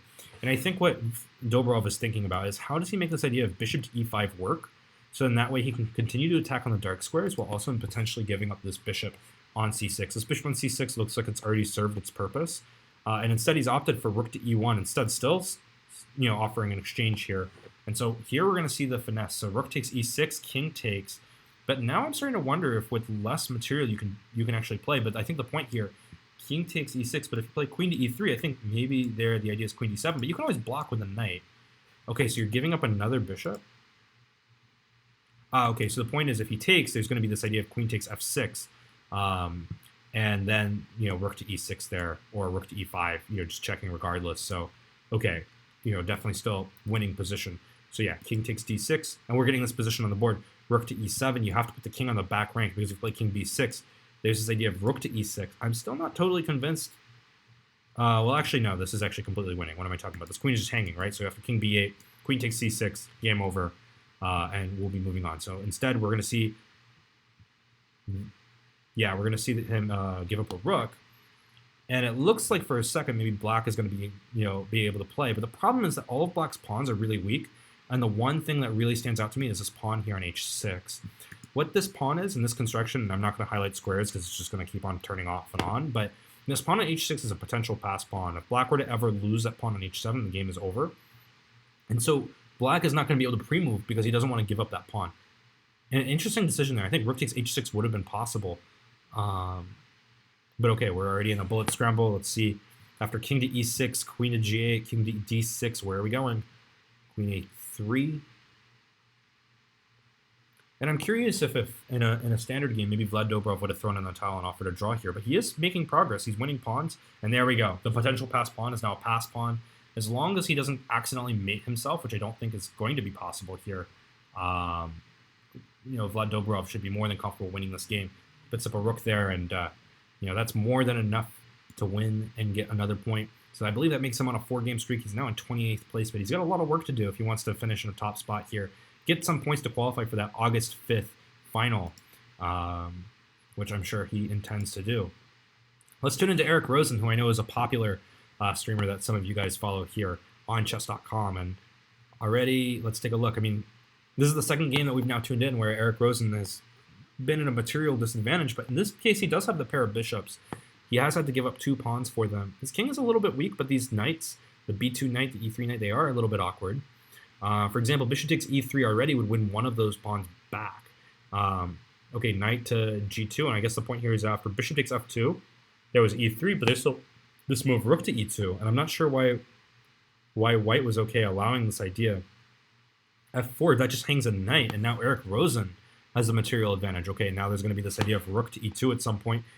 g5 first, smart move, get that queen out of the way, play rook to e2 second, and now there's this constant threat of rook takes c2. You can't play rook c3 because of this move b4 followed by bishop to a6. Maybe rook to f1 there would have been more accurate, but there was even bishop to e3 there. I don't really think this was salvageable. Even smarter move here, bishop b4, hiding the nonsense. And now, after rook to f6, rook to c6 rather, bishop takes c6, and you're not going to be able to recapture because of all of these threats on the king. Nice queen sacrifice here. Now if rook takes d6, rook takes b2, and this dark squared bishop, I believe, is going to be an important piece for the mate, right? Rook to c2, king to d1. You can take on d6, and I don't really see well, okay, there's always queen to e8 there. Maybe Eric missed this. I know that he's trying to also play white on time, but okay, I mean, there was always the safe option of just taking this rook on d6 with the bishop. So, okay, rook to d8. You're going to play rook to a8, right? Rook to a8, king takes a8, but then there's queen to e8, king to a7. You don't have another... Well, you do have another check. You have queen to e3 there. That just didn't make sense at all. He just completely just gave up mate. He needed to play rook to a8 there. I thought the tactical recognition there was pretty simple. You have, in this position right here, tactically, I mean, this is a puzzle rush moment right here. This move, bishop to a3. Even if you don't think it works, you have to play this move. And it's not worth resigning yet. I mean, it looks like for a second there might not be any checks, but there's still this check right here. And okay, it's not an ideal position, but if you're trying to play on, but okay, I think it's still lost. All right, let's take a look at some of the other games and players in the top of the field. And we mentioned him before. I want to mention him again because now he's on a 10-game winning streak, and that's going to be Vladimir Fedorsev. He's now in 11th place despite about a 45-minute late start for him. He's got the 3rd longest streak in the tournament right now. Chess Solved is at 14, Alexander Bortnik is at 13, and Vladimir Fedorsev is at 10. Trying to make that 11 here with the central thrust d5, with the idea of playing for d4, forking these 2 knights from the center of the board. Here we see d4 anyways. That's going to shut in this bishop, and I love this move e5. The idea here is that if you take, I'm going to play knight takes e5 followed by knight to g6, and that's going to be able to help black really use his space advantage, and that's why white's trying to break through with this move e3. I think it's going to be the battle of who is the weaker king, because both kings are going to be exposed, I think, after the positional transformation here. E takes f4, maybe knight takes f4, bishop to d6 might be an idea. I like this move, queenside castles as well, putting pressure on the d3 pawn. Okay, knight to e3. I still think that maybe there's a moment that you can go ahead and grab the bishop pair. Bishop, knight takes, pawn takes, bishop to f6. You're controlling the dark squares. You can move your queen out of the way and play this move knight to d4 and really emphasize the fact that white has this backwards pawn. I'm sure that what black is looking at rather is how to incorporate this idea of queen d3, which is exactly what he's done here. Queen takes d3, rook takes d3, followed by bishop to f6, where this bishop is going to be held in by this g7 pawn. It's really hard to actually punish the structure that black has here. And I think what white is calculating here is not so much queen takes d3. It might be after queen takes d3, rook takes d3. Can he grab this pawn here on f5? Knight takes f5, and then follow it up with bishop to f6, and if he's surviving that position. Bishop takes c6. I actually think this is a smart decision. Go ahead and ruin the black pawn structure. That bishop on a4 was never going to get involved in the game. Then you grab this pawn on f5, and it's going to be all about king safety here. Both kings are extremely weak. I expect we're going to see this move rook to e8 here. Rook to e8, king to f2. And this is where, if this is Bughouse, you're saying, hey, give me a knight. I have this move, knight g4, come on. But this is Fischer Random, it's not Bughouse. And so after rook to d1, but okay, I mean, rook takes d1, king takes d1, you still have this option of bishop takes b2. And the problem there is that we're walking into a pair of bishop endgame against a pair of knight endgame. And I feel like that should be fairly textbook at this point. So I'm wondering what Fedoseev is thinking about. And maybe he had something else in mind. Maybe he wants to insert this check. But now he can't take on b2. So he's going to take this pawn on c4, but your pawns on c5 and c6 aren't exactly strengths either at this moment. Maybe, okay, rook d7 is strong because you're basically making this bishop a little bit, more useful because now you're putting pressure on the a4 square. Bishop to d3, and I think the idea is to play c4. And what this move c4 is going to do, he's going to say, I have these doubled pawns and they're really weak, but with this move c4, I'm restricting your ability to move these pawns up the board. And without that ability to mobilize, it's going to be very hard for white to generate the counterplay he needs against this bishop pair. I mean, black is the one who's obviously playing for 2 results. And this is actually an even better idea, just using the bishops better to coordinate attack b2, force this knight to go back to d1. I like this insertion of g6 because it means that this knight on g3 is no longer an active piece. And I think we're going to see some really good endgame technique from Fedoseev here. So king to d2. Okay, but now c4 as was intended before. And now bishop takes b2 is still a threat if you really wanted it. King d7, nice move. King c7 would have allowed rook to e7. Notice that this pawn on g6 is still protected by this bishop. So even though it looks like white is getting active, all of these targets that are, supposedly weak, they're actually already protected. Yeah, c5 here. Anchor in the second bishop.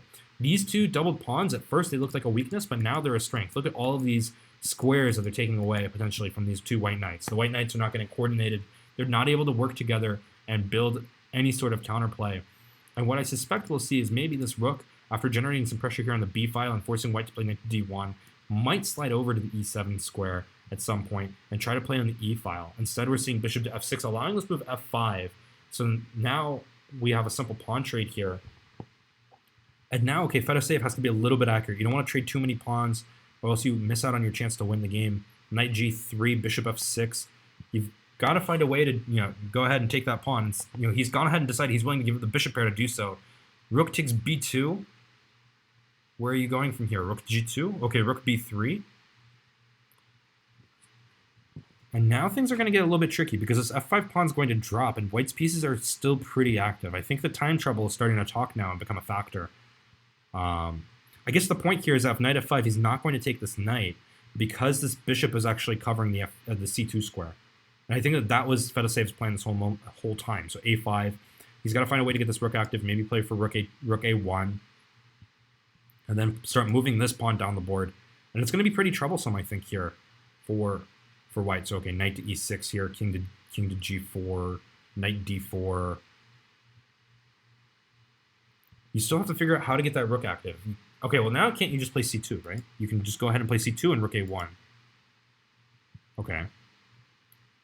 But I think Fedoseev is playing the smart game here. I mean, he's basically playing in a way that white is unable to pre-move, which might actually be the point of like all of this maneuvering. And there we go. So Fedoseev he's now into 8th place, and he's won every single game he's played. It's an 11-game streak from the Russian GM. I believe that means he jumps Alireza Firouzja, who's still trying to claim his spot in the top 6, top 5, try to get some points here for his Arena King standings. He's currently in 8th place, so he's got some work to do.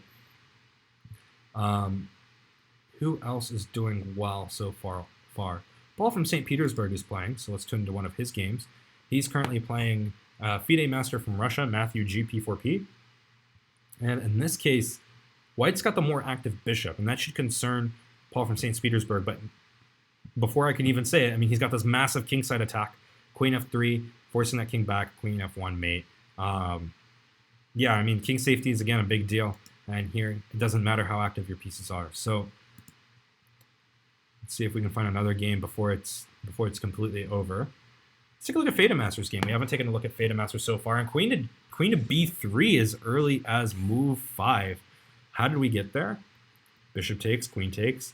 And unfortunately, this move a3, this is such a human response in a regular opening to play a5 in response, to play a3 in response to a5 if you're white. Just the idea that I'm going to stop all this counterplay. It just misses this critical moment here. Queen takes b3, a painful moment here for white as he tries to, create enough counterplay to get himself back in the game. But a piece is a piece. Once the queens are off, this is a classic piece up endgame for black. I don't think BetaMaster is going to have an issue with this. Bishop to h4, another nice move. You're going to follow it up with a move like e4, I imagine. Okay, he trades. It's fine as well. Everything is winning. I want to play this move e4 if I'm playing with black, because then this bishop is going to be bad forever. Look at every single one of these pawns. It doesn't matter, what the material count is. Even if white is able to win the piece back, if black can get this pawn on e4, I mean, black can practically play the rest of the game blindfolded. So, yeah, rook to f8. Love this decision. You can't afford to trade rooks. If you're white, h5 here would be smart. Okay, I mean, rook f7 is very smart as well. Okay, play knight e4 or e4. Both of these moves are quite strong. He's trading on d4, which I think is fair. And then he can follow up with ideas like b5, b4 at the right moment. You might want to keep an eye on this a5 pawn, though, and this h7 pawn. Make sure he's not dropping anything. King e2, you're going to have to go back. So it looks like he just dropped a pawn here. But, I mean, a piece is a piece. Bishop takes a5. You still get in b6, which is a free tempo. So, okay, so rook f2. And I go, okay, his idea is to play rook takes g2. So he actually saw this, it looks like that. And, yeah, I mean, this is just, this is just a piece up now. So looks like BetaMaster is going to convert here. Knight takes c3, and then knight e4 is going to win you the game here. But okay, everything wins. Let's take a look at Bortnik. We haven't seen him in a while. He's playing Renato Terry Luan, which is a player that we've actually seen a lot of today. Unfortunately, he's just not been on the right side of a lot of these contests that we've been watching. And here, Bortnik is going for a massive queenside attack. He's decided his king on c8 is perfectly safe. And he's given up an exchange to b here, it looks like. And I have to say, I actually kind of like what Bortnik has gotten out of the sacrifice exchange. We've seen the sacrifice exchange happen on several instances today because bishops and Fischer Random are particularly strong pieces. And so here we see the move b4, trying to create a weakness here on c3. Knight takes c3, king takes c3, bishop to f6. Love it because now this idea of c5 is going to really weaken this pawn on d4. If white loses this pawn on d4, I mean, it's not just a pure exchange. It's an exchange, exchange for a pawn. And I think white is going to be more or less happy there. Okay, so b4. I think this is an error, right? I mean, a2 is now hanging. You're going to trade a bunch of stuff. Rook takes b4 is even playable maybe, but okay, a2 is weak, d4 is weak, c5 is coming. Bortnik seems to be pretty comfortable here. And keep in mind, he's on a 14-game winning streak, which has seen him go over 3183. And I think the question that a lot of people are going to be wondering is, can he make that 3200 number in the next 37 minutes of gameplay and become one of the highest Fischer Random players here on Chess.com? Rook takes a2, so he's now really starting to cash in for that exchange sacrifice earlier. Don't be surprised if we see some sort of bishop rerouting, like bishop d5, and then kind of keeping an eye on this f3 pawn. This h2 pawn is also weak. You don't really want to waste time in this kind of case playing a move like rook h1. So, okay, we see rook f2 here. And a very smart idea here, c5, and this is a mistake. I think he missed this bishop's on f7 because you take with check, and then you take this rook, and you just got your exchange back, and you're going to be winning in this endgame. So, okay, why? Oh, okay, so the idea was that knight takes first. Okay, but now bishop takes d4. And now we see this bishop reroute, right? So bishop d5 is going to grab this pawn on f3. This bishop is going to come over to g4. Okay, now everything just rolls. It's more than enough compensation. It doesn't matter that white has a rook. It doesn't matter that black's king is restricted and can't move up the board. These two bishops are going to walk the dog, and this guy's going to, promote and become a queen. So, I mean, all we're looking for at this point from Bortnik is just a little bit of technique. Just got to get there. Maybe a move like bishop c5, kick that knight, because that knight, look at what this bishop is doing. This bishop is keeping this horse out of the game. The knight is just completely dominated by the light squared bishop. Okay, knight d3, but now we're seeing this move c2. Bishop to e3 is coming. I think black could have even played bishop to a3 there, but first things first, you have to pick up the rook, pick up the knight, and this game is going to be over. That pawn is protected, and you just have to make sure that you basically don't hang your, don't hang too much here. a5, just take it, give up the c2 pawn, put the bishop back in front of the pawn, and you just walk your pawn up the board. This is as simple as just any normal pawn on game, plus a bishop. So Bortnik, and with that, he's going to jump 3,200.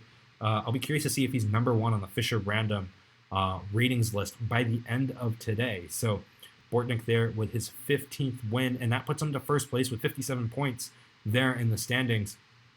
And a very tight group. He's the only player left there with a really strong streak. Fedoseev is lost, GM Chess Solved is lost, and that's starting to create a little bit of parity on the top boards. MrKooShahJi has been there for a majority of the day. I'm not sure if he's streaming or not, but he's definitely been there in contention, about a 2,400 rated player. Very strong indeed. So let's take a look at Alireza Firouzja. I'm curious to see how he's going to be doing. He's playing a Reshetnikov, who was, in my opinion, had the better position against him earlier. And in this case, it might not be any different. Already, I'm looking at this idea of playing for a4. Knight to h6 check is quite nice, or king to h8. I think you have to play this move. And now there's all sorts of bishop takes g7 ideas in the future. g6, love that move. Look at black's pieces. Black's pieces are all kind of restricted. I guess the one thing, yeah, you want to consider is after bishop takes e4, queen takes e4, and now black actually can't really do much in this position. Everything is just kind of on the wrong side of the board, but white does need to be quick too. There needs to be a sense of urgency here. For example, you need to have a concrete response for this with queen to c7. I think if you don't have a move for queen to c7, you could be in a lot of trouble here. Keep in mind that black is up in material. Okay, so queen c2, but now you can play this move knight to b4, and you're threatening knight takes d3 check. And so because of this fork, white is going to have to spend more time, bishop to e2. Not a move that actually helps him attack the black king. And so here we see this move h5 desperately trying to open up the the h-file here, and the problem is that this king can't move out of the way. This knight on b4 is so strong, and I'm just not seeing a lot of ways for white to handle the pressure. I mean, you could play like rook to h4, but it's starting to seem a little bit desperate. Queen takes, and now the idea is that knight takes d3, simply cashing in, and if you take, he's going to take the knight on h6, so you have to move the knight back. You have to move it again. Knight takes d7 perhaps was called for there. Knight g6 check, knight takes e7.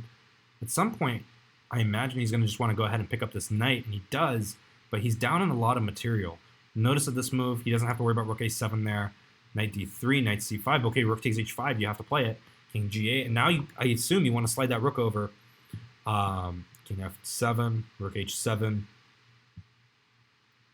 And that's just an unfortunate loss on time, because this move obviously comes with check. There was obviously nothing pre-moved here from both. And, despite a relatively good showing today, this just goes to show how tough this pool is, because he's a lot stronger than a 2,000 rated player. That's for sure, and in this position, I mean, Vovk had a lot of opportunities, just not the time to figure it out. And with that, Firouzja is now in a 5-game streak. He's now in 7th place, 48 points, waiting for his next game. As we close in on the standings, if you're enjoying the Fischer 960, or the Fischer Random, as we now call it on Chess.com, format, and you want to play more, make sure to register on frchess.com for the 2019 Fischer World Fischer Random Chess Championships. It's the titled play-in phase, so if you're a titled player watching the stream and wanting to get more into the action, make sure to play on Sunday. There's 2 qualifiers, one at 7 a.m. Pacific time and the other one at noon Pacific time, and you can register for those on frchess.com, so make sure to go check that out.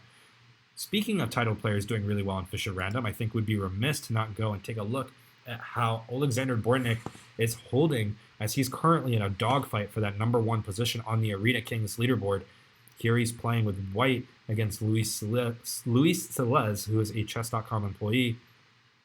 And here he's giving Bortnik, quite a game. I mean, white obviously is a little bit better here. He's got a material advantage, but black is, able to create some counterplay here. These rooks are actually pointing at the white king. But the one thing that I was about to say, which Bortnik pointed out before I could even get it out, is that this knight is just such a strong, attacking piece. It's able to blockade these 2 rooks. It's able to have all these threats of like knight to e7, which I think is on the board. A complete miss here, and now rook takes g8, and that is a rook. And it's one thing to be a pawn down against Alexander Bortnik with compensation. You cannot be a rook down with no compensation hope to fight this. I know that Celeste is going to try to play the move queen to g5 here and try to generate a lot of counterplay, but Luis, I think, is just not going to be able to generate enough here. Queen to g3. All Bortnik has to do is just make sure he doesn't blunder this rook on e1, he doesn't blunder mate. This knight on e4, by the way, not in great square, and a very practical decision here. There's no more checks left for black. So even though it feels like black is coming back into the game and maybe white is playing careless, in reality, white is just simplifying to an even simpler winning endgame. This pawn just moves down the board. This pawn is moving with check. This king is going to be in a box, and that's going to be a bit of an issue, I think, for black to handle. So yeah, queen to f4, f5, like this move. It's going to be followed up with this move h6 for sure. Notice that the queen cannot get behind the pawn. Queen to h4 here, obviously threatening to play queen h4. So queen h5, smart move. And look at how this pawn on e3, even though it's such a weak pawn, it was such a strong defender of the king because it killed all of the geometry in between the king and the queen. And now white is simply going to use this g-pawn as a shield while this pawn is just one square away from queening. Nice queen endgame technique from Alexander Bortnik, who all he has to do now is just simply win the time scramble, which I imagine, considering how great he is at bullet, should not be too difficult here. This king is actually perfectly safe, and there's no real checks there. Luis resigns, and Bortnik, he's going to now move up to 61 points, but he's still behind in the standings. MrKooShahJi there, 18 out of 21, 4-game winning streak, 63 total points. Let's take a look at one of his games. We haven't seen him play in a while, and here he is playing a Grandmaster. That would be Vlad Dobrev here. And I have to say, I like white's position already. I mean, these two pawns right here are making quite the statement. They're connected past pawns, and what's going to be important is that white doesn't move these two pawns, keeps that king out of bounds. Now, meanwhile, same can be said for black, right? Like you want to make sure like these two pawns don't move down the board too quickly. And I can't say that I'm a big fan of that move c5. You let the black king get in. This bishop can now reroute and make this pawn on d4 a target. I don't really think this was a resource you need to give Dobrev here. Okay, so I think you have to take on g5. But the problem is, yeah, bishop d2. And I don't really see how MrKooShahJi is going to keep this streak alive. If he doesn't keep this streak alive, and here we go with the draw, that's great news for Alexander Bortnik, who with a win would be able to retake the lead and would have a sizable streak as he moves into the next phase, the last 30 minutes of the tournament. So definitely something to keep an eye on there. Let's see who else is doing really well in the standings. Let's take a look at Paul from St. Petersburg, who is playing against Vladimir Fedoseev right now. He currently has the white pieces. He's already sacrificed a pawn out of the opening to generate a central space advantage to be able to force black to play this move of 6. Notice how these knights aren't really getting active. Now, I was a little bit interested to see what Fedoseev was going to put on g6 because I was thinking maybe knight g6 followed by knight to f4, kind of exposing some of those dark squares.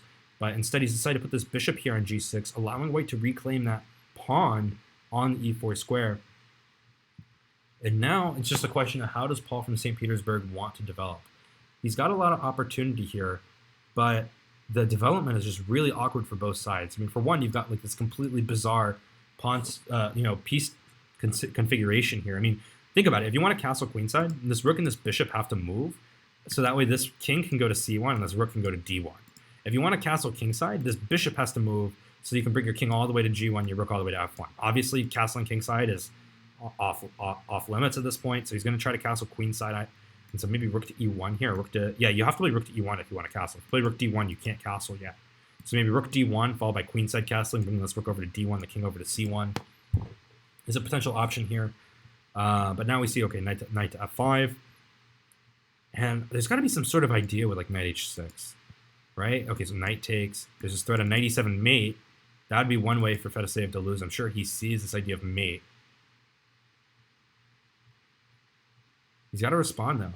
It's always worrisome when like there's a mate in one threat and the opponent doesn't always respond, because sometimes it means that they've maybe missed it. I think a classic example is the Pro Chess League matchup between the New York Marshalls and the Webster Windmills when Vasef Durabaili, he actually missed mate in one after thinking for about a minute if it was a simple threat. So I want to see what Fedoseev plays here. I don't think he's missing it though. He's such a strong player. There's no way he's missing knight d7 with the threat of mate. But I mean, there's not a lot of options that you can play here to consider that would stop it, right? I mean, okay, like you can, there we go. And so now he's moving the pawn, but okay, knight e7 followed by like d6 check, right? That was the one that I was least expecting.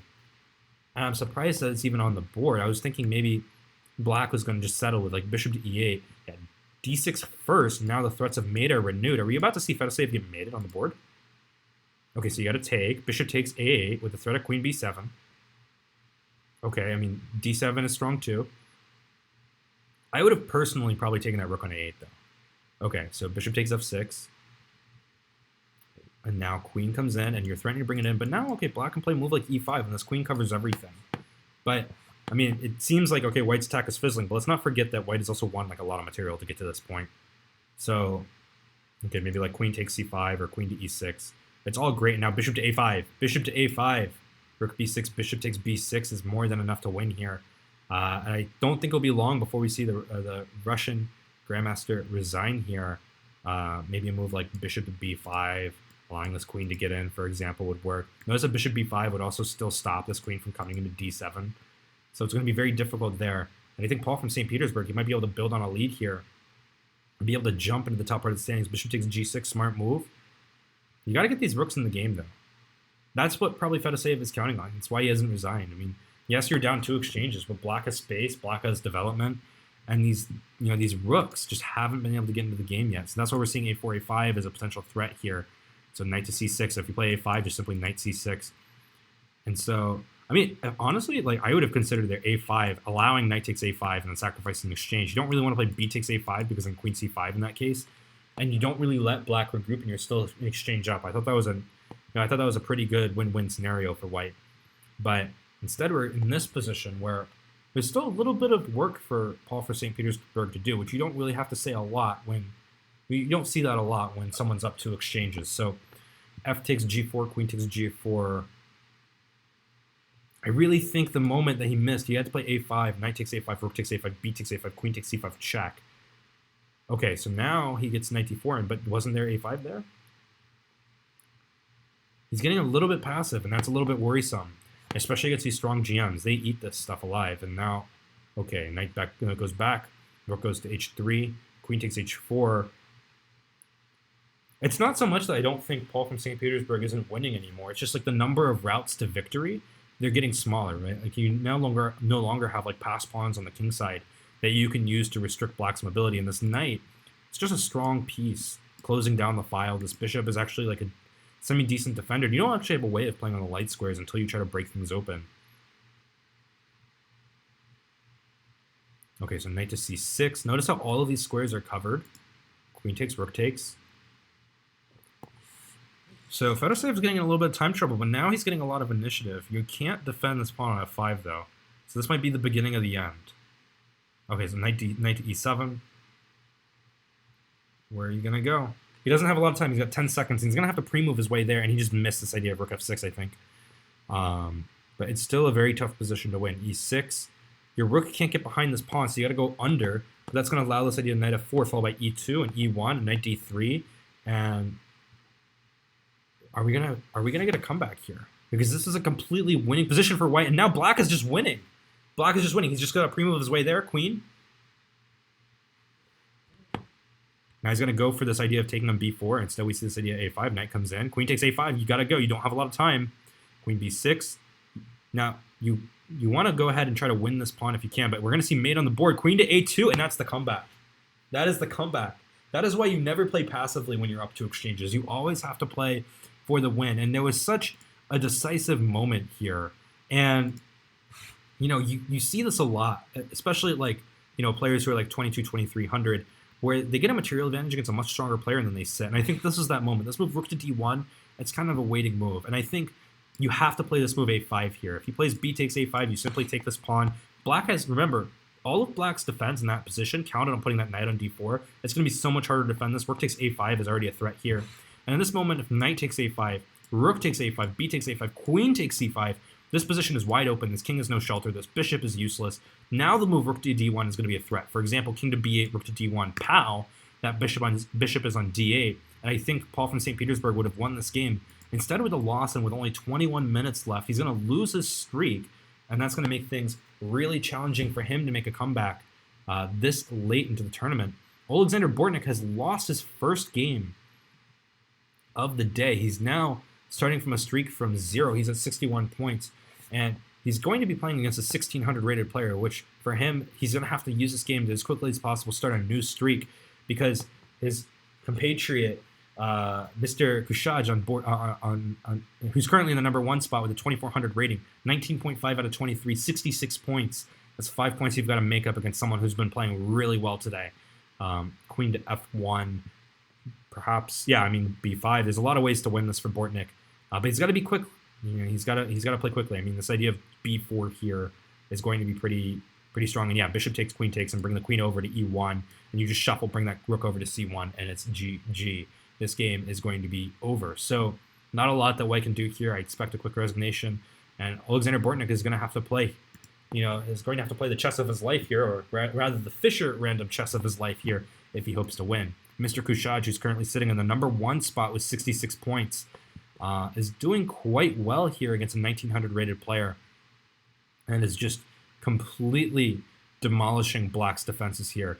Material doesn't really matter at this point. Just look at the number of pieces attacking Black's king. I mean, this is just a lot to handle. And now White's going to be precise, right? I mean, there's this idea of bishop takes C3. Do you want to take on E8? You have a lot of different options here, and I don't think that there's a wrong one. So the key is you want to be quick. You don't want to fall behind too much on the clock and lose what was a good position because of time trouble here. Okay, so we see D takes C3. The idea is he wants to get this rook on D1 into the game. Fair enough, but now he's going to have to... This is the critical line. He's going to have to prove that he's got his worth here. And now he's going to go after this D6 pawn, using the fact that Black no longer has a dark squared bishop because of bishop takes C3. And now bishop takes C6 is a big threat. Okay, Black missed it. Rook takes C2, so bishop takes C6. And now queen takes D6 is a threat, so that's why we see queen to F4 there. Very smart defensive move, and I wonder if maybe White missed that at that moment, because it's so easy to miss that in-between move, queen to F4 check. And now look at all of White's pieces. They're all kind of stuck in this little bubble. Black is a little bit more expansive. I can see this F pawn becoming a bit of a challenge for White to deal with. And so this could actually, and I know that Immortalis maybe hasn't been playing as many games. He's only got 4 points. He's in 165th place. If he's able to like grind out a win here, which, he could very easily find himself doing, he might have the most impactful game in the entire tournament standings, despite what looks like a late entry into the arena. So queen to E5, great move here. If you trade queens, Black is simply going to have connected pass pawns. And White doesn't even have the pawns to compensate for the being a bishop down. It seems like maybe White can generate some sort of, pass pawn on the queen side. But in doing so, you're going to weaken your king here on B1. So rook to G1, trying to get onto the back rank. I think MrKooShahJi is really feeling the pressure. He's got to win this one to stay ahead of Bortnik. He's 3 points ahead. But if he loses this one and Bortnik gets a win, that makes that lead a 1-point lead really late into the tournament. And now we see a resignation, and that's going to be an important moment. Immortalis 12 might actually have just played the most important game of today's Arena Kings if Bortnik is to win it. And, one player who we talked about earlier about struggling to build a streak early on and not really sure where he was going to go from there was Alireza Firouzja. He has now jumped all the way up to 4th place with an 8-game winning streak. He's now at 60 points. And he might be able to jump over both MrKooShahJi, Alexander Bortnik, and Paul from St. Petersburg if he's able to beat Azor Bulliter again. Here he's got the white pieces. Again, he's decided to sacrifice material against Firouzja here. Against Bulliter here, same opponent that he sacrificed material against before. But this position I'm a lot more convinced by. It seems like Alireza Firouzja has really found his stride late into the tournament, and that's what really counts. I'm looking through the standings for players with streaks, and no one has anything close matched to 8 this high up on the leaderboard. Feta is building one. He's currently at 3, but that's a long ways to go from 51 points in the standings and all the way down at 9th. It's a 9-point jump. Eric Rosen is finally building up his streak. He's got 44 points, a 3-game streak. But Alireza Firouzja, now on a 9-game streak, has jumped Alexander Bortnik 64 points there. And with a win, he would be in first. Let's tune into that game as there's not a lot of time left. And once again, we see the South African Canada Master, the chess boy playing against one of the top players. Admittedly for him, he's in 17th place, which seems like it's not that high, but you have to give him a lot of credit. Time and time again, he's had to play like the leaders of the tournament, and he's had really tough pairings as a result of that. In the meantime, he's actually held his own in some of these, and he's going to have to do that again here if he wants to move up the standings against Alireza Firouzja. Firouzja with the black pieces now, and I'm going to be curious to see what his plans are for this E8 bishop, how active it intends to get. But I'm not exactly happy with the way that white has opened up this game. Just giving up a pawn on e4, that one to me doesn't really make a lot of sense. I know that white is quote-unquote ahead in development, but I mean, black is actually reasonably developed too. I think that was just a miscalculation on white's part. Knight takes e5 there, just a simple trade. And now I think white is going to, have to suffer with the fact that black is going to just play simple chess. This king is going to get castled kingside. There's nothing that you can do to stop that. There's nothing that you can do to stop him from solidifying and protecting this d5 pawn.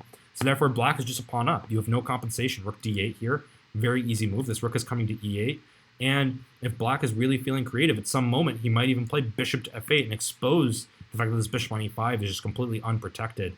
That's a possibility. Another thought is maybe he plays this idea of queen to c8 with the idea of bringing that queen over to f5 and just showing that he's got more active pieces in addition to the material advantage that he does have. g5 here, very enterprising move considering that we were in a fairly chess-like position there in the sense that this position all the way back here seemed like it could be achieved in like a regular game of chess. But instead we see the move g5, h3, knight h6, and the point here is that after bishop to e5, there's this move f6, and Alireza Firouzja, unless something goes terribly wrong here in the remaining 2.5 minutes of his time, is going to pick up his 10th win, of the streak. He's going to give up this pawn here on d5, but he's simply just up a piece.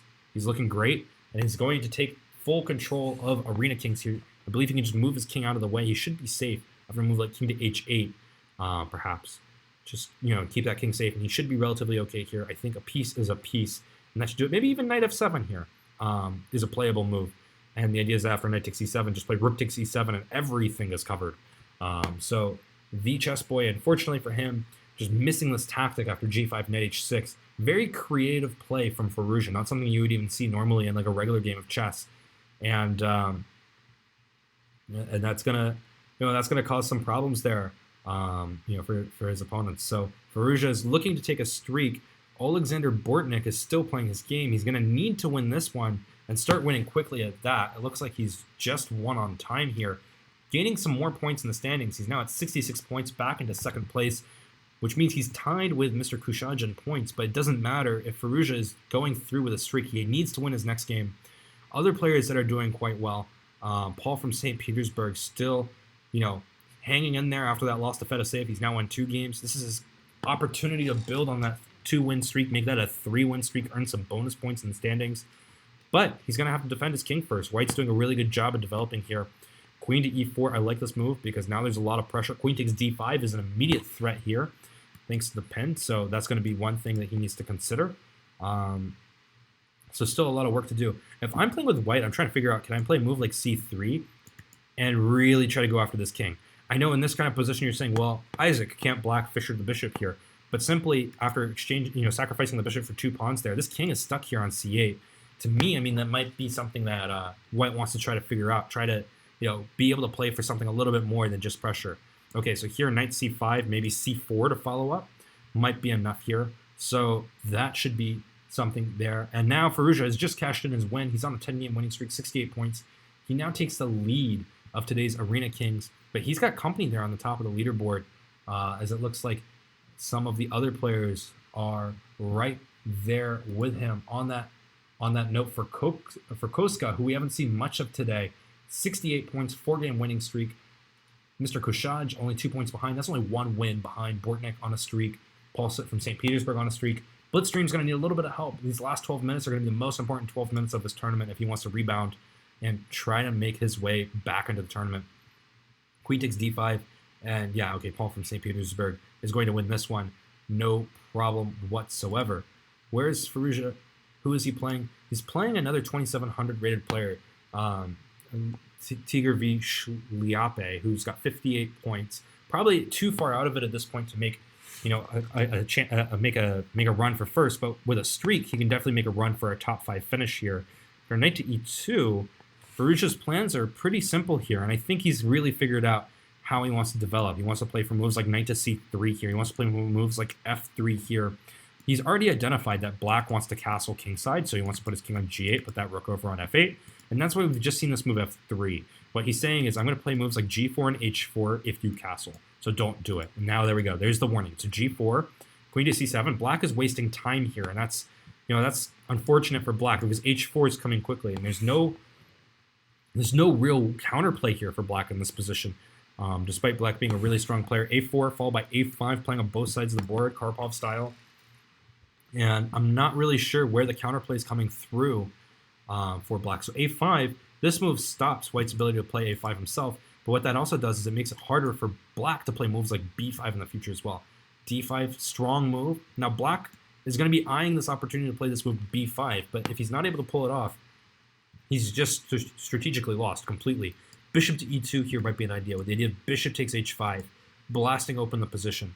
Perhaps there's even bishop to d4 here with the idea of just rerouting and playing knight takes d4.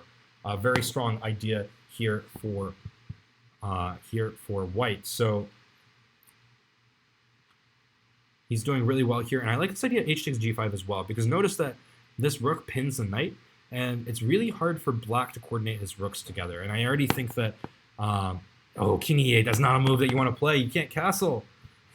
You have to wonder with a lot of these stronger players, because they haven't played a lot of Fischer Random before, if it's a lot just, of them just trying to figure out how to castle, how to put your pieces together, how to develop. Because king e8, this is never a move that you would play in a normal game of chess. So yeah, knight takes c6, very strong move, queen takes c6, just allowing bishop b5, exposing the fact that king e8's been played.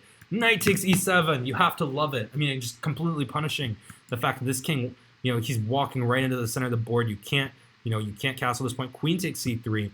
Now, rook takes h5 or bishop takes h5, right? I mean, the idea is queen f6 here. Seems pretty run-of-the-mill. Okay, so e5. Threatening takes on d6. I'm surprised he didn't go after this knight, because that knight was covering the f6 square there, and there wasn't a lot of defensive resources there for black.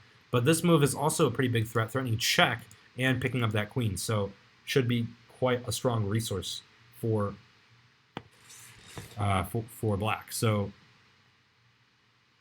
where do you go from here if you're white? Okay, so d5, but now you just hung your knight on c5. Bishop takes c5. Bishop takes c5, and now you can just take everything. Oh my gosh, just e6, threatening queen takes h8, threatening taking on d7. I mean, Firouzja is just completely destroying his opponent here, and that's going to push him to another win.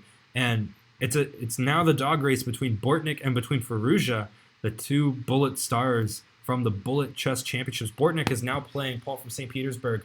Paul from St. Petersburg really needs to win if he wants to have any shot of making a run at first place. But with 8 minutes left, Bortnik has to win if he wants to be able to jump Firouzja right now in the standings. We'll keep an eye on Firouzja and Bortnik for a remainder of the time as they're trying to close in and really make a stand here.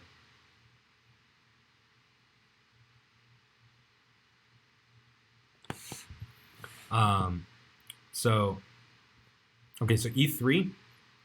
Very solid position from both sides. I mean, honestly, like this feels like a pawn structure you could see in like a normal game of chess. I mean, the only things that seem weird are like this knight and this bishop, right? Just put the bishop here, maybe put the knight here.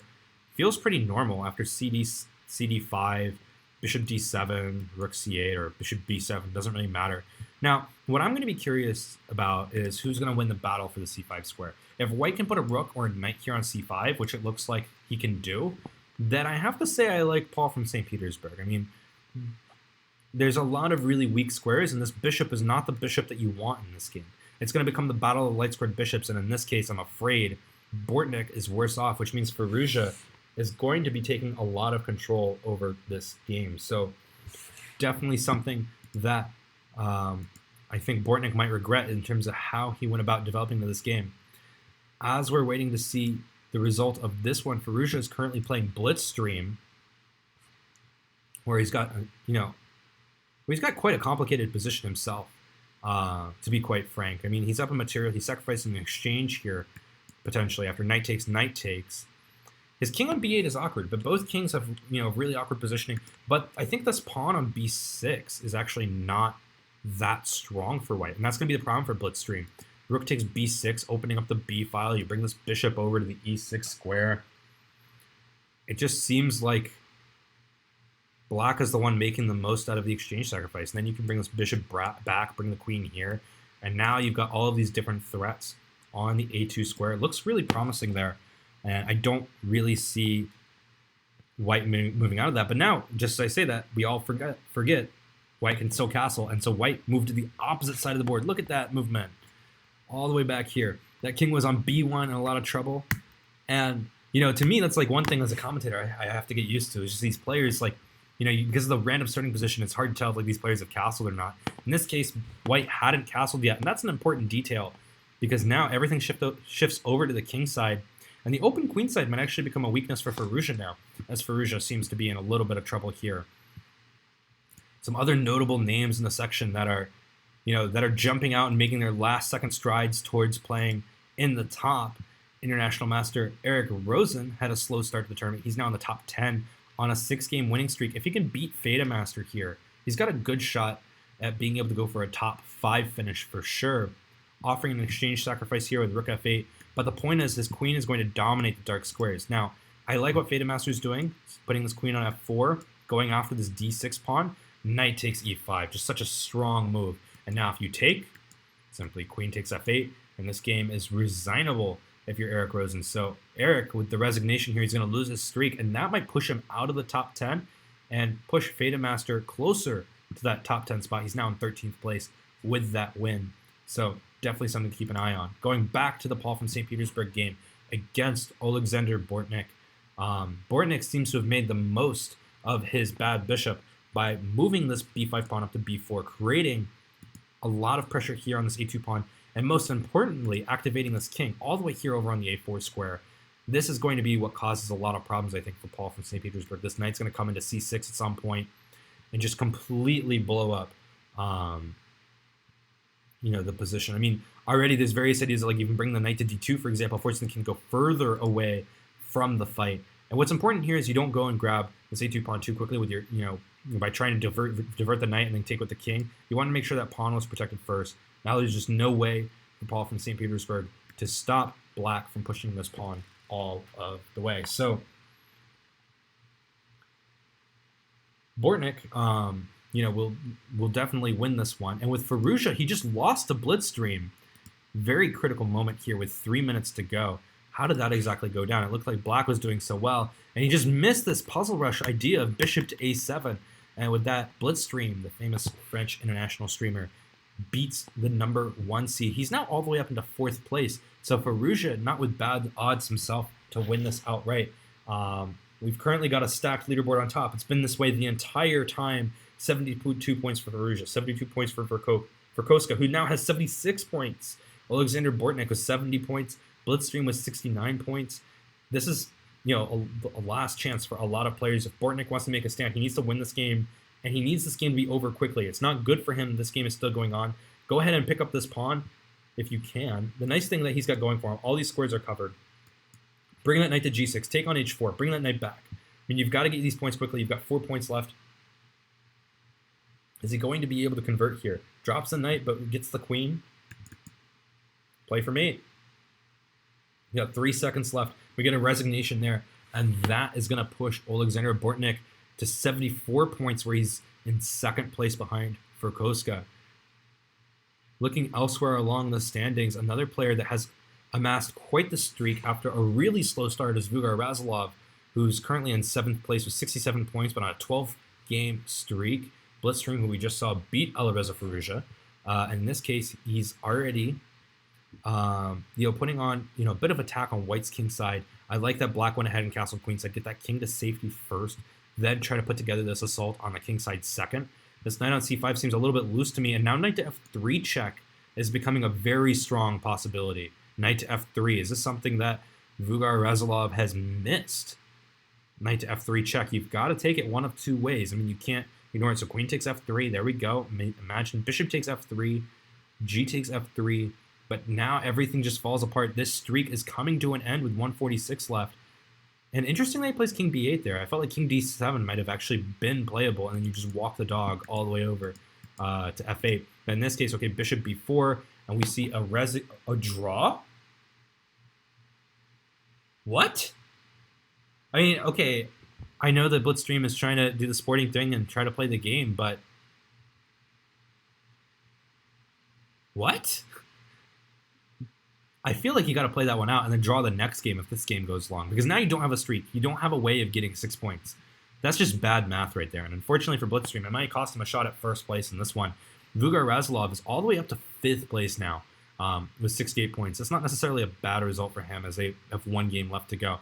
Well, there's only one game going on in the top 3 that we want to keep our eyes on with regards to who could potentially win 1st place, and it's Alexander Bortnik, who there's 50 seconds left, and his 1600 rated opponent has realized there's only 46 seconds left. He's going to sit, and it's going to make Firouzja wonder: does he want to offer this draw and try to get the extra point? But the 1 point won't even help him. It will only help him jump Firouzja. Let's take a look at where Firouzja is. Firouzja's in a similar position. His opponent's got 240, but his opponent's moving quickly. And so perhaps Firouzja might actually be able to finish this game and take the tournament. He's going to need to win this one to jump for Koska for sure. Knight f5, knight b4, knight takes a6. He's go time. You got 15 seconds left to go. And I'm surprised that his opponent, Zookeeper Quorum, is still playing here. Zookeeper Quorum could simply stop and, if he wanted to. But I don't even see a way for white to win in the next 5 seconds. And I think black has just realized that. He's going to take the timeout here. And that means we're going to get our final standings. For Koska takes first. A last-second jump there. Keep in mind that these players are playing players of their rating, so he's going to be playing players in between that 13 and 1800 rating range. Firouzja was 74 points. He had a slow start in the beginning, built a streak late, jumped into that top 10, and then immediately jumped into second place. And then Alexander Bortnik, he wasn't able to get a result there in the end. Finished with 74 points as well. Misses out on tie breaks, but had a 16-game winning streak at one point.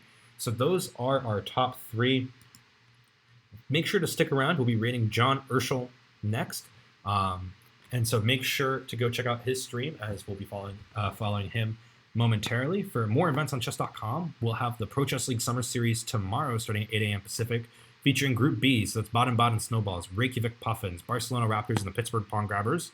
And on Sunday, we have the World Fischer Random Chess Championships here on Chess.com. To register for that, you need to be a titled player, but check us out on frchess.com for your chance to play Magnus Carlsen, Fabiano Caruana, and Hikaru Nakamura in Norway in the Fischer Random World Chess Championships. It's been a lot of fun covering Arena Kings today. It's been a tight standings, and the players have kept it close with a lot of, enterprising play, to say the least. So I'm really excited to have done, watch all these games. I'm excited to actually go over them and learn from them as well. I hope to see you guys on our next Arena Kings event on July 1st. That's on Monday. It'll be a 3-0 standard chess event, so make sure to register for that, and make sure to stream in the chess category so we can find you and give you prizes. So it's been a lot of fun. I'm Canty Master Isaac Steincamp signing off here on Chess.com.